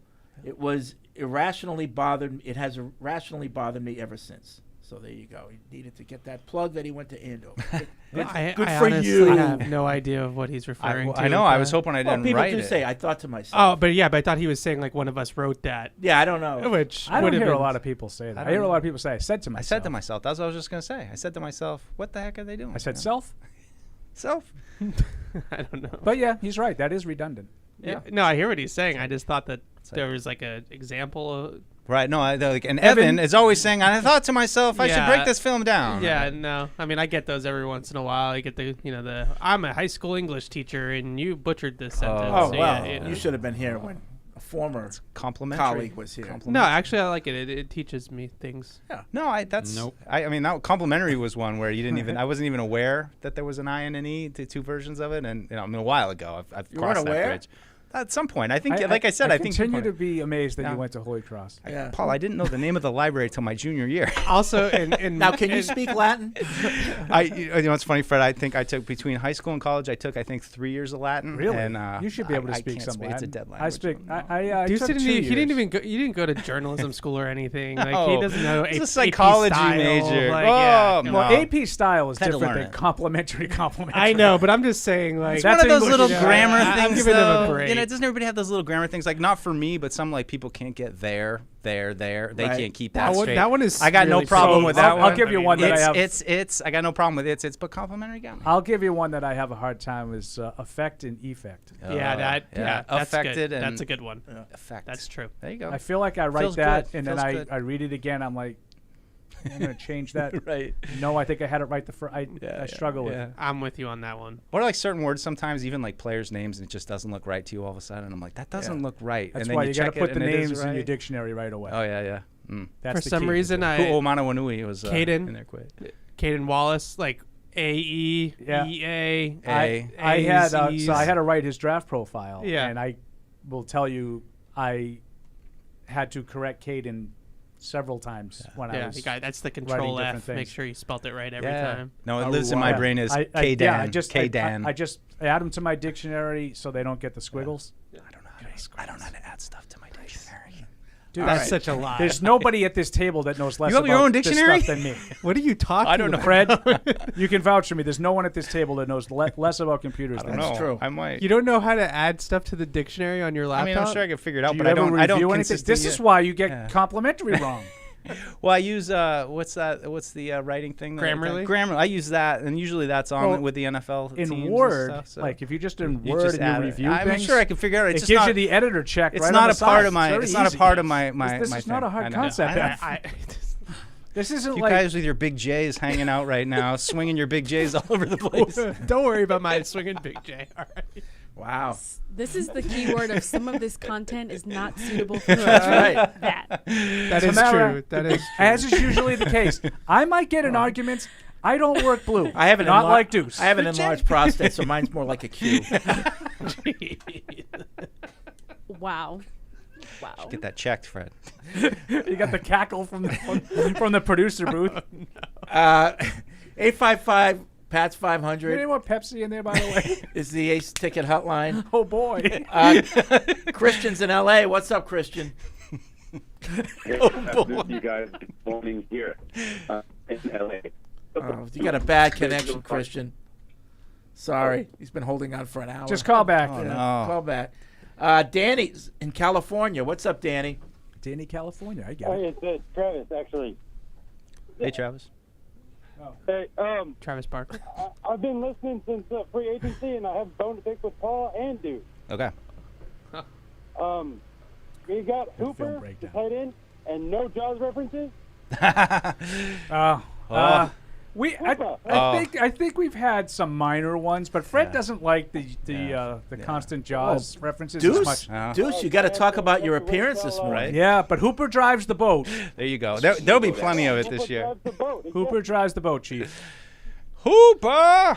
Stop it, ain't you No, watching? Danny, I know you're in Can't get in the California, middle of but this. Deuce was on a local radio show, and they went to a Jaws trivia website and started just randomly asking Deuce Jaws trivia, and he was perfect. Yeah, 5 for 5. I was. That's not surprising. The one about how many people died though, that was tough. There's how many gray people area did there, Jaws but you got eat? it right, evidently. Have you been to the Jaws Bridge in Martha's Vineyard? Oh yeah. Oh yeah. We go every year. It's like we make a point to go. He laid a wreath for the woman that died.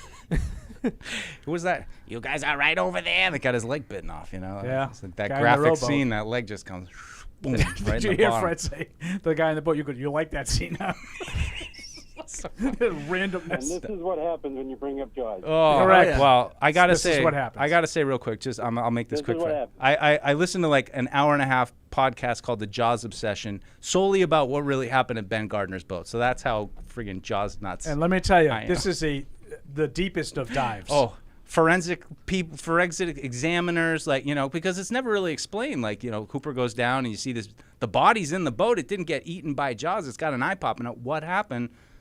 Check out the podcast to find out, folks. Yeah, Mike and I What's the name of the podcast? I think it was the CIA. It's called the Jaws Obsession, and it's on YouTube. And this guy, not only did he hire like a boat builder to tell you everything there is to know about Ben Gardner's boat, but they literally had like a forensic guy come in, look at the body, and be like, what kind of trauma did this guy suffer, and how might it have happened? Like, I mean, hour and a half. Go check it out if you're a Jaws nerd like me. I'm gonna have to watch that.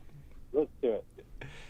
Okay. All right, Danny. All right, guys. Thanks. There's nothing I better think than it's when Travis. somebody calls in and they're like, I got a bone to pick with Deuce and Paul. So And then it's can like a Jaws thing. Can Like, I it's just like, tell oh, you, thank God. when he said he had a bone to pick with me, I was like, oh, what did I do now? And then he said induce. I immediately thought it had to be something like that. Yeah.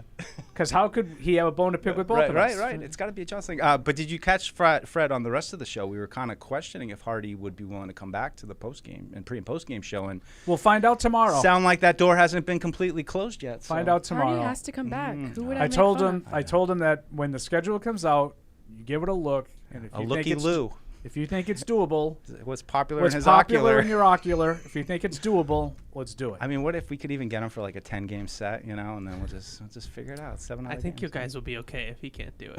Will be less fun though. I think it'll be all right. Although he's definitely not going to do the preseason game. Oh God. Unless they're on Fridays. You're going to be doing other fun stuff with other people now, too. Well, I guess not during the pregame. I always show. do fun stuff on preseason games. With more friends. It's the highest rated rated more friends of the Bob's program. Discount Furniture Studio. +1. Yeah, I might have There you some go. company. I'm not going to. Speaking of Bob's, sun's out, fun's out, so get ready for warmer weather with the latest in stock and ready to ship outdoor styles with Bob's Discount Furniture. Shop everything from weather-resistant wicker seating and barbecue-ready bar and dining sets to on-trend indoor-outdoor rugs, umbrellas, and decor. Stop in and shop now to embrace springtime at Bob's Discount Furniture, the official furniture store of the New England Patriots. Hope is on the way. I washed all the cushions. That's not the same one.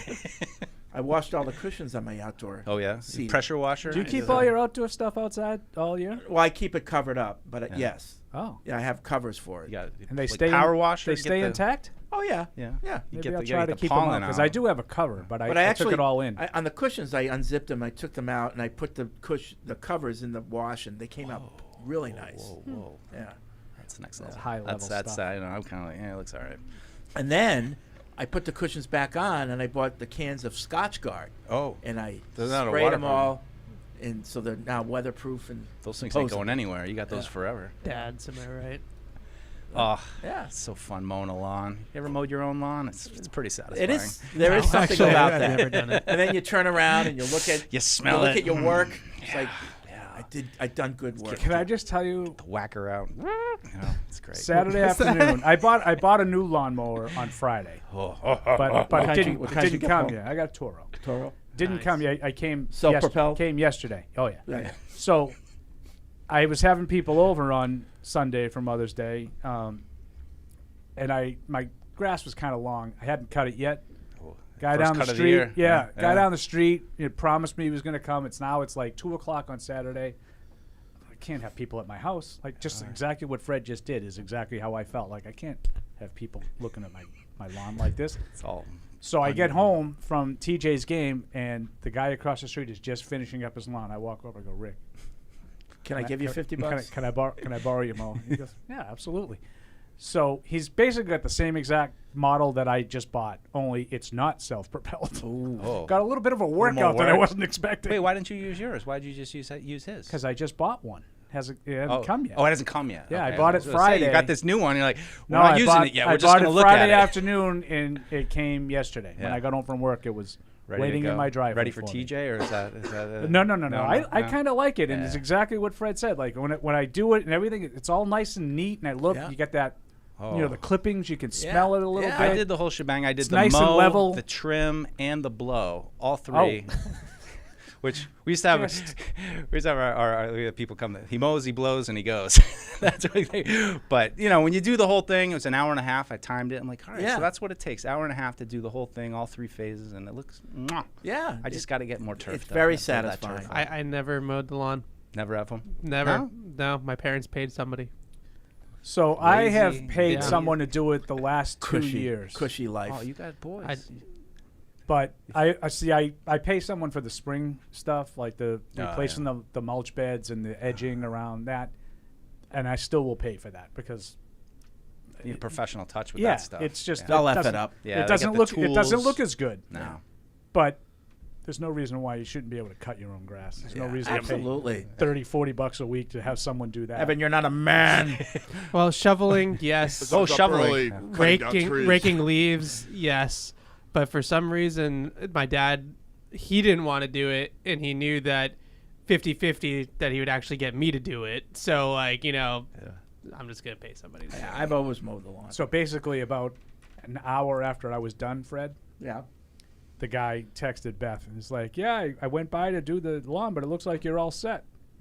Which is crap. Saved yourself some money, or is that? No, I wanted the spring cleaning done. That's what he was supposed to do. The big Yeah. one. And when he does the original spring cleaning, he's gonna cut the grass too when he's there.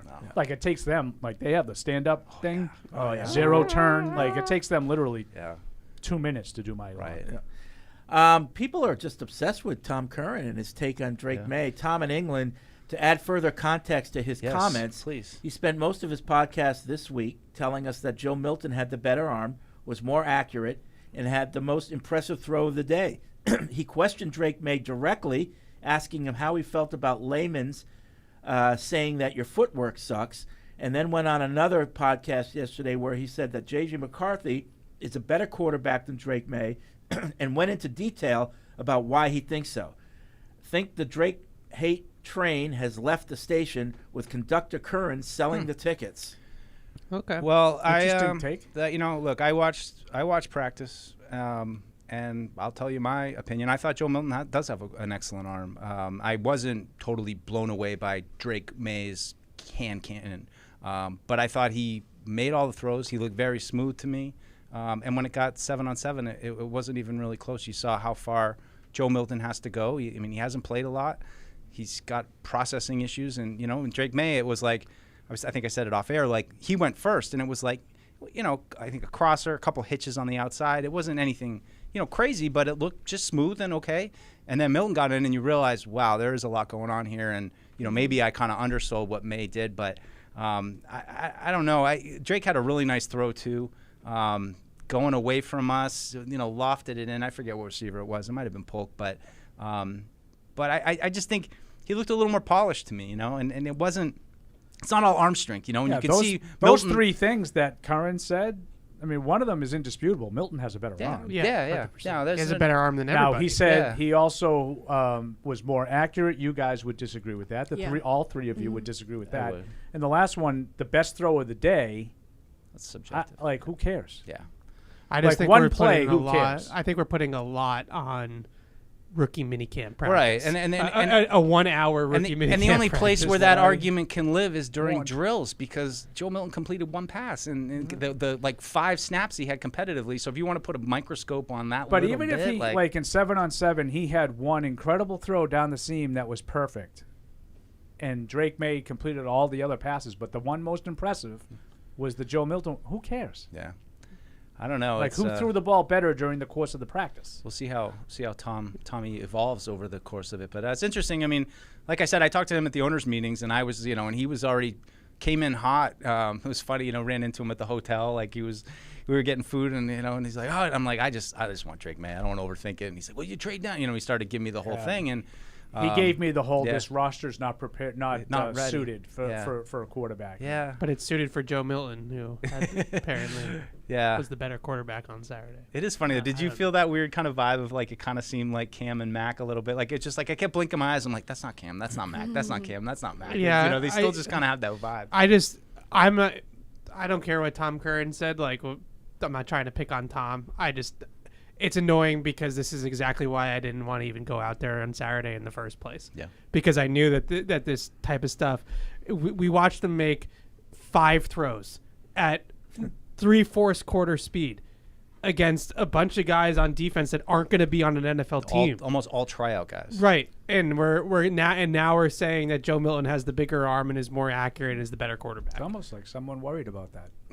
And it's just that's the part that makes me frustrated, not directly at Tom, just like that this is exactly what I was kind of getting those vibes through the drills, but then once we went through 7-on-7, I'm like, well, there it is. That's what it is right here. Like, Joe Milton is still processing and learning how to understand a defense and where to go and how it all connects. And at least, Drake might not have been overwhelmingly impressive physically. I mean, athletically, he looks great. But the arm, it's fine. Like, I put it above Max. Like, we did not see his arm yet. Yeah. I'm telling you, like, this was not that was tamed down. They got the Corvette in the garage. Throwing with touch. Like, it felt like he was throwing with touch a lot. Like, not at his pro day, he's throwing 50 yards off his back foot. Like, there's nothing to worry about with his arm. He was throwing hitches. He was throwing little crossers over the middle of the field. He's not going to throw it 100 miles an hour when the guy's 5 yards away from him. He shouldn't. Yeah, and that's the part when you mentioned, like, when they go in 7-on-7s, that's the part that I found most interesting. Because, Mike, before you got here, when you were talking to Schooler and Mapu, Tamara and Evan said exactly the same thing that you did. Like, there was more of it looked, more comfortable. Obviously they both have a long way to go. Yeah. They're just learning how to play. But 3 people had the same impression. And it seems like this one is different. And my guess is that, and I have tremendous respect for Tom. I've worked with him my entire time here. But I think that there's something to the fact that he wasn't really high on May, didn't think they should take a quarterback at 3, and I think now it's going to be a little bit extra critical as a result. Yeah. We'll see. Yeah. I do give him credit for not flip-flopping just because he's on the Patriots now. Like, if you feel this way about That's it... a good point, because I often complain about that. If you feel this way, then stick to it. But let's just... Can we wait till, like, at least minicamp, like actual minicamp before we, We're going to have some OTAs practices for the next couple weeks. We'll have mandatory minicamp for 3 straight days. Like, let's give it a little bit of time here. I would just like to... Can I share some other thoughts just from minicamp since you guys Sure, want you to can. do it? You're going to thought to yourself? Yeah. Deep thoughts. I thought to myself. Do salt. No, just a couple of things that... I mean, I watched the practice. I watched it kind of by myself. Capella was with me a little bit. But I kind of enjoyed it. Well, he was up on the with thing. the interns. I don't know. I mean, sometimes I was like holding watching court. these. We talk about it sometimes when we Farmer watch. Ted.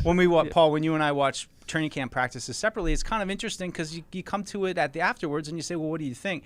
But just a couple thoughts that I thought Polk, front of the line, looks kind of already like a professional demeanor to him. Like just looks like he's engaged and ready to get off. I wasn't blown away by the speed of Baker or Polk, but I felt like both of them have some nuance to understanding how to get open in routes. And especially Baker, I felt like, I don't know how you felt, like his feet off the line at times look pretty good to me. Like he has some shimmy to him that I think makes me think he can get away from some of the press. But we talked about a couple weeks ago where I haven't seen a lot of high talent wide receivers in person here for me personally. So it's kind of starting to understand what that really looks like. Came out feeling like Polk is far more ready to kind of do a bunch of different things, and it felt to me like Baker's going to need a little bit of time. With Bell, wasn't totally blown away by him, but I did think he had some burst, and it did remind me. I think Jonu's the comp we talked about. Smaller, yeah, smaller, but you get that kind of vibe with him, especially after he catches the ball. But those are my thoughts on those receivers. I do like them, but it's going to be a really interesting process with those guys and watching them develop. And I'm hopeful that we're able to see enough out of Baker that people just have such high expectations for him right now, which is, I just think everyone's like, well, he's a 4th round pick, but he might be our best player in this draft. Like that seems like a very common thought to me, which I don't really see it yet. Like, and I want to see it, and I know everything we said about him coming out, but I think he's going to need a little bit of time before he's going to be, an outside X receiver getting off the line of scrimmage. Yeah, I feel like Jalen Polk, the thing that stood out to me is just how smooth he was. Like, he just a very, very good body control, smooth movements. Is it overly fast or explosive? I wouldn't necessarily say that, but like the way he moves and how easy it looks for him, like it kind of just looked effortless at times for him to just sort of move around the field and make catches. And I feel like a lot of guys in the league that aren't burners but fit that description are very, very successful NFL players. Yeah. And I think that's the hope, is that this he's a natural. Like he's a natural receiver. He might not be, an elite athlete, but he's a natural receiver. I love how you say that. I mean, I think that's just something like, and even with Baker being like a 7-on-7 kid playing with Cam Newton, like these guys are, like you just said, Evan, that's perfect. Like receivers. They're real receivers. These guys have always been receivers. We talk so much about the explosion of quality wide receivers because of 7-on-7, and these guys I think are 2 prime examples of that kind of product where I don't know if you'll know truly how good they are until they actually start playing against guys, and that's I know generally true, but I think there's at least players I think generally that you see, true. It's always true. But there's other players that you see where you're like, whoa, this guy's fast, or whoa, Gronk, he's huge. He's just going to dominate. Johnson, whoa, he's fast, but you don't know. Right. You no, that's see, fair.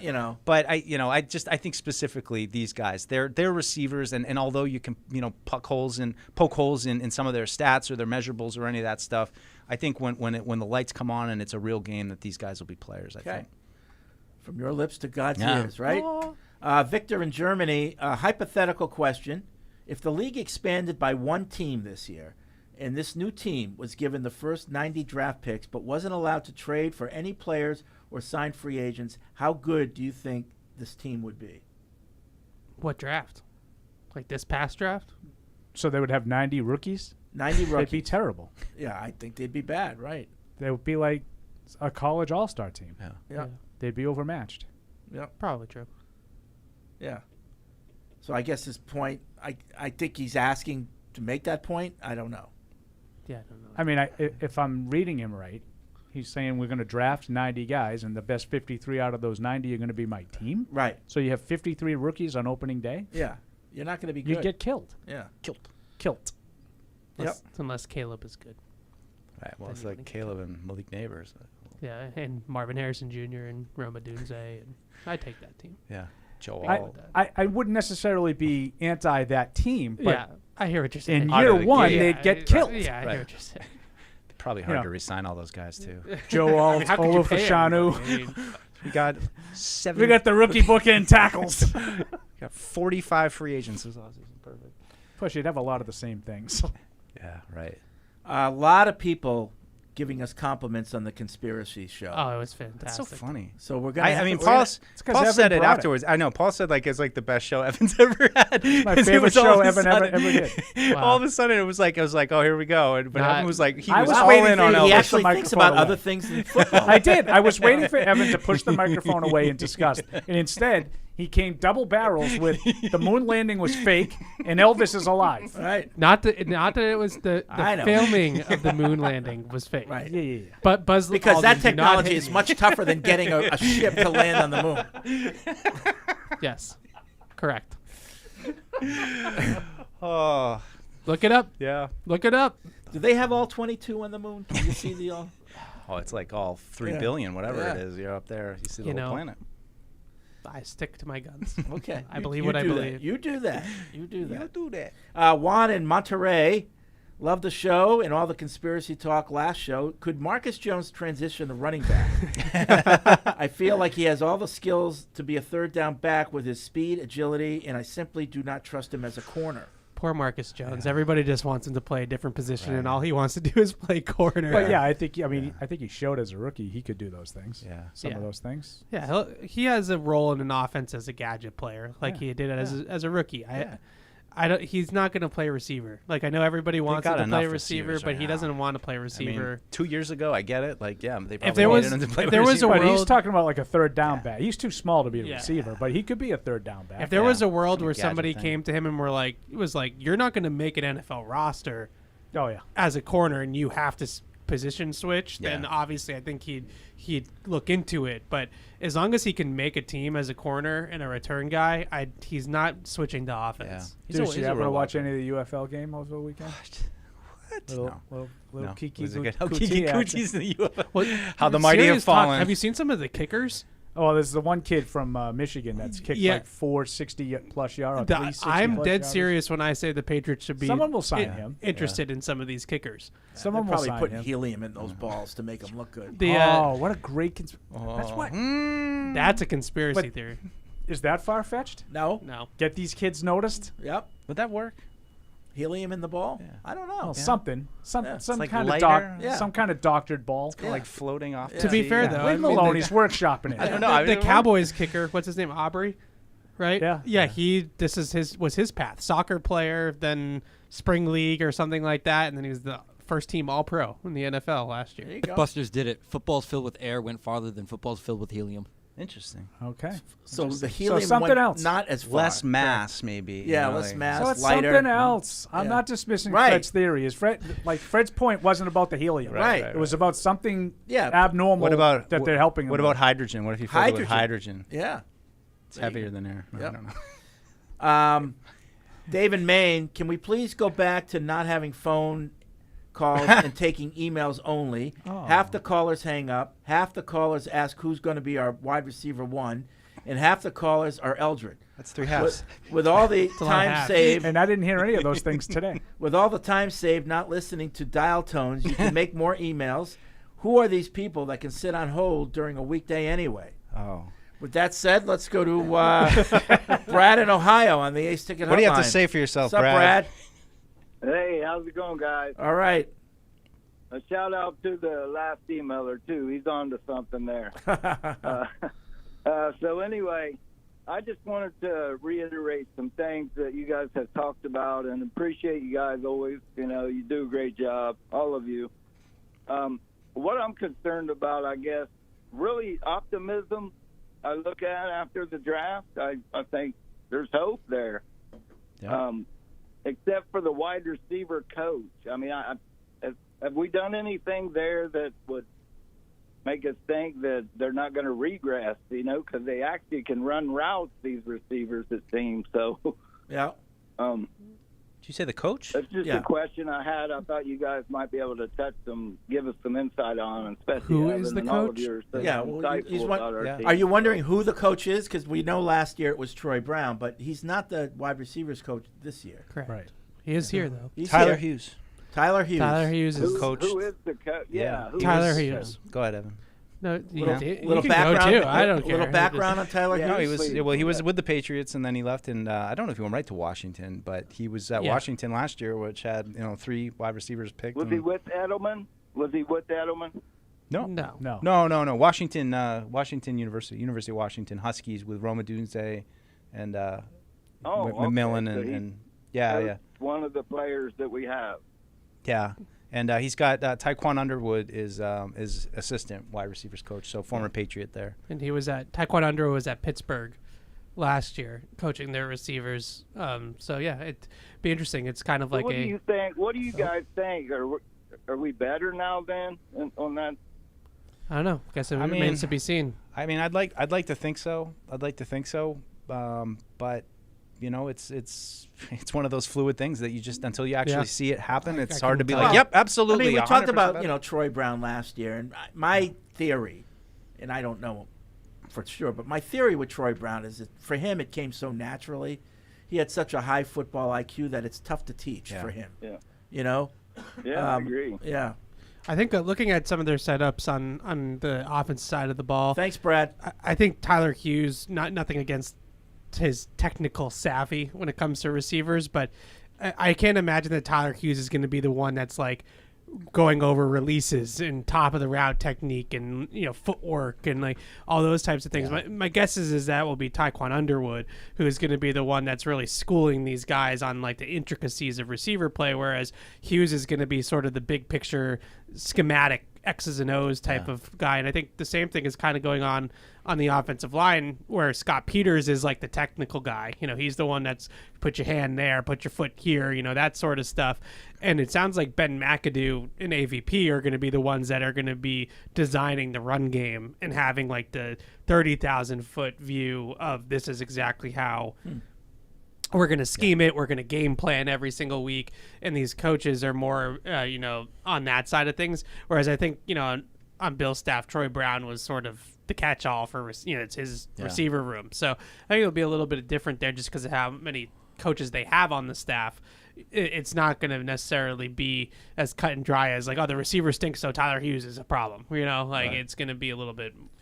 Ryan in Oceanside, California, ever? Sure. Yeah. You know Oceanside? Oh yeah. Oh yeah. Mm-hmm. Do Party you there. know Ryan? Do you have his last name? No, he doesn't give his last name. Then I think I know him. I'm going to say yes, I do. Okay. He says he's been listening to the show for 12 years. Okay. And I have to say that last Thursday's show was one of the best yet. Hearing you all go in depth about conspiracy theories was very entertaining, especially with Evan speaking so passionately about the Elvis conspiracy. I told you. Good show for me. Huh? I told you. I never thought Evan would be so passionate about something that doesn't have to do with sports or Star Wars. I think that stunned me too. True. I'm kind of disappointed that we have rookie minicamp to talk about, because I'm sure plenty of us listeners would like you guys to have continued the conspiracy theory discussion. So on Thursday, we'll give you about an hour of schedule recap. Yeah. And then maybe we'll venture. Yeah. Maybe we'll venture. I don't know. My big one is definitely Elvis. So well, I know, and it's hard to recreate because it was so kind of organic. And like when the question was first answered, I'm like, my brain, I was like, I don't know. Like, but then it just you jumped in, and then you start to think of other stuff, and it went other directions. It was. I have an affinity for I love pop culture. Like I love all celebrities. I follow a lot of these people. I'm kind of ashamed of it, kind of not. You follow all this kind of stuff. You get Us Weekly. Is that kind of sorry, not sorry? Yeah. No Us Weekly, but I find it interesting. Like who's dating who for whatever reason. I find that interesting. I find it. It's a TMZ until the celebrities, and that kind of connects to like Elvis and different like things like that. So. Do you ever opine on the couples? Like, they seem like a good couple. Oh yeah, 100%. They don't matter. Like, yeah. I always find that really interesting when How do you two feel? people that you've never met. Yeah. And you hear on the radio all the time, oh, I think they're great together. Yeah. Based on what? How do you feel Their about clothes match. Josh Allen and Haley Steinfeld? How we feel about your team? What is it they got? Well, I thought absolutely that was done. Stalin That's still or going? what? Do they I have do they have a absolutely, couple I in? absolutely love it because ever since he started dating Haley Steinfeld, He only finished third in the MVP yeah, voting. Exactly. His game has just he dropped a notch. I mean, just look came at back him to the like wrong part of the look at him on their little vacations. It looks a little chubby. Yeah, a little yeah. chubby. Nice. I'm okay with it. Women weekend So- legs. That would be a good. Mick. Go ahead. Have we talked about Travis Kelce and Taylor Swift yet? No, what No. happened? Oh, They no, break that's up? Oh. No. No, they didn't break up. That That's- happened. But do you They think were they're going to just get out of engaged? thing. Do you think Oh. they're going to get engaged? Oh yeah. Yeah, You think they're so? gonna be That's- together. That You one do? I You do do? not I like. do think they're going to get. So you don't think the whole thing was like staged? You think this is like legit? No, No, I they're did too it low. first. Okay. But I That- was wrong. I think. Samara, that was last week's show about the conspiracies. No, I did it first. I thought it was all a play. Uh-huh. You know, a work. Now you see their chemistry, and you're like, it's just meant to be. It's No, meant to be. That's two true people. for a lot of those couples. You're right You think about so? that. Oh, 100%. Yeah. Okay. Yeah. Mm-hmm. There's a lot of you learn some. But I things think that would be in a your good time. book or coffee table book. Another one? What? How many Significant others fake that relationships? negatively affected sports people's careers. Well, like well, the So- first three chapters are Tony Braxton. I was gonna say, I was gonna say the first three chapters are if you're dating a Kardashian, Jenner, Yep. automatically Yep, absolutely. your team's gonna suck. As is normal, I come up with the one from 25 years ago. Tamara has the one that's actually happening. Yeah, that's So, that's if you're known dating to a be true. Kardashian slash Oh, Jenner, that's fact. your team is gonna suck. Yeah. Although Kendall was dating Devin Booker and they made the finals. Okay. So I'm just saying, like, I it's not. He's got a point. They did not win. Did they blow a 2-0 lead in the series? They did not win, but that did happen. So Well, you saw with Tom and Giselle, it took about 8 years before they were able to finally get over the hump when he started dating her and then win a championship. So don't even get just me take some started on time. Giselle right Yeah, now. but he was with Bridget Moynihan before that, too. He won with her. I don't think actors like In male- more ways than one, Fred. Oh. Are you a Bridget Moynihan greater than I'm- Giselle person? Oh, big time. Yeah. Yeah. A lot of people are like that. Yeah. Anyways, It's like Ginger and Wow. Marianne. Yeah. When will Marion. somebody on the Patriots team though date a cool celebrity? But it's Chanel, girl. Come on. Okay, yes. Yes, okay, yes. that's That- good. That counts. But I mean, with the girl. Come on. like, I mean, someone like, Yeah. but I guess like Everybody. Yeah, Everybody yeah, does. yeah. Like Giselle. Yeah. Well, was Edelman seeing Shakira? no, he What? was well. Shakira. Danny Amendola was dating Christian McCaffrey's girl. Oh, yeah. Via Copa. Olivia Copa. Olivia. Olivia Oh. No, Copa. no, Island's- but I heard that Rhode at Island's least finest. Edelman went out with Shakira. Or Yeah, something. but that wasn't when he was playing. No, not when he was playing. Yeah. Did Jules Like date recently. Nikki Glazer too? Did that come out after the Well, roast? that was a rumor. That's a rumor. Yeah, that's a Date. rumor. Yeah, I think she's taller than him. probably. Yeah. What if tall somebody girl. on the team was like dating Kim Kardashian? Oh boy. Well, someone that used to be on the team was dating Well, Kim they- Kardashian. That did not get confirmed. No, Oh, that definitely happened. they might have just had a couple. Do you nights think together. though that the Patriots need to start winning dating. again so that these things can be on the table? Because it's hard to see Kim Kardashian dating like a 4-win team. And like- Kim Kardashian Which one of the also- Kardashians was with? Was Tristan Thompson? That was the LeBron Cavs. That's right? Khloe Kardashian, and he's still Yeah. on the Cavs, and she's gotta- still. No, but like when he was, he's been gone for a while. I think we might have found another. I know we found upset another one with Evan all of a sudden Kardashian out of family. nowhere. They were literally at the game last night. Yeah. Okay. Tristan Thompson and All right. Khloe Kardashian I mean, were at the I game just- together last night. Yeah, I can't think of anyone on this roster that Kim would date. Has the juice. No. Well, Drake May's dating his 7th You grade like it, the girlfriend. juice? So. Do you like it? Yeah, true. Yeah. Team Ann. Yeah. It was like Baker might have the juice. Baker Mayfield? Javon Baker. Javon Baker. Oh yeah. All right. The one to look He out. might. you He's know, quiet. Sorry, Ann, but the one to Quiet look out killer. for is Drake May. Oh, Drake May's career goes like this, and Oh. I couldn't see him doing She that. seems too sweet. Yeah, I mean, they all do. I'm just normally I glad- would say what Evan's saying, but I'm kind of with Tamara on this one because there's precedent there with Mahomes. And like, Yeah, right. That's right. true. That's the That's thing to true. do. It's not impossible. And, well, yeah. Different topic. You stay with the high school sweetheart. They've been together how many years? I mean, 7th grade. Seventh till now, grade, it's like he said? 6 years. The high school sweetheart in Mahomes' case looks a little different than she did a couple years ago. Yeah. That's fair. A little bit I'll- of a Some glow work up. has been done. Yeah. Well, Yeah. you know, I think May's been a little cloistered. So now that he's out there, You know. No, I'm just glad his girlfriend isn't like an influencer. That was, you know. Yeah, she's very normal. Yet. No Sophie Scott. But Sophie Scott blew up because of Mac. I agree. So she still has time for that to happen. Yeah. Yeah, that's right. She's got to start She's time. crocheting or something. Yeah.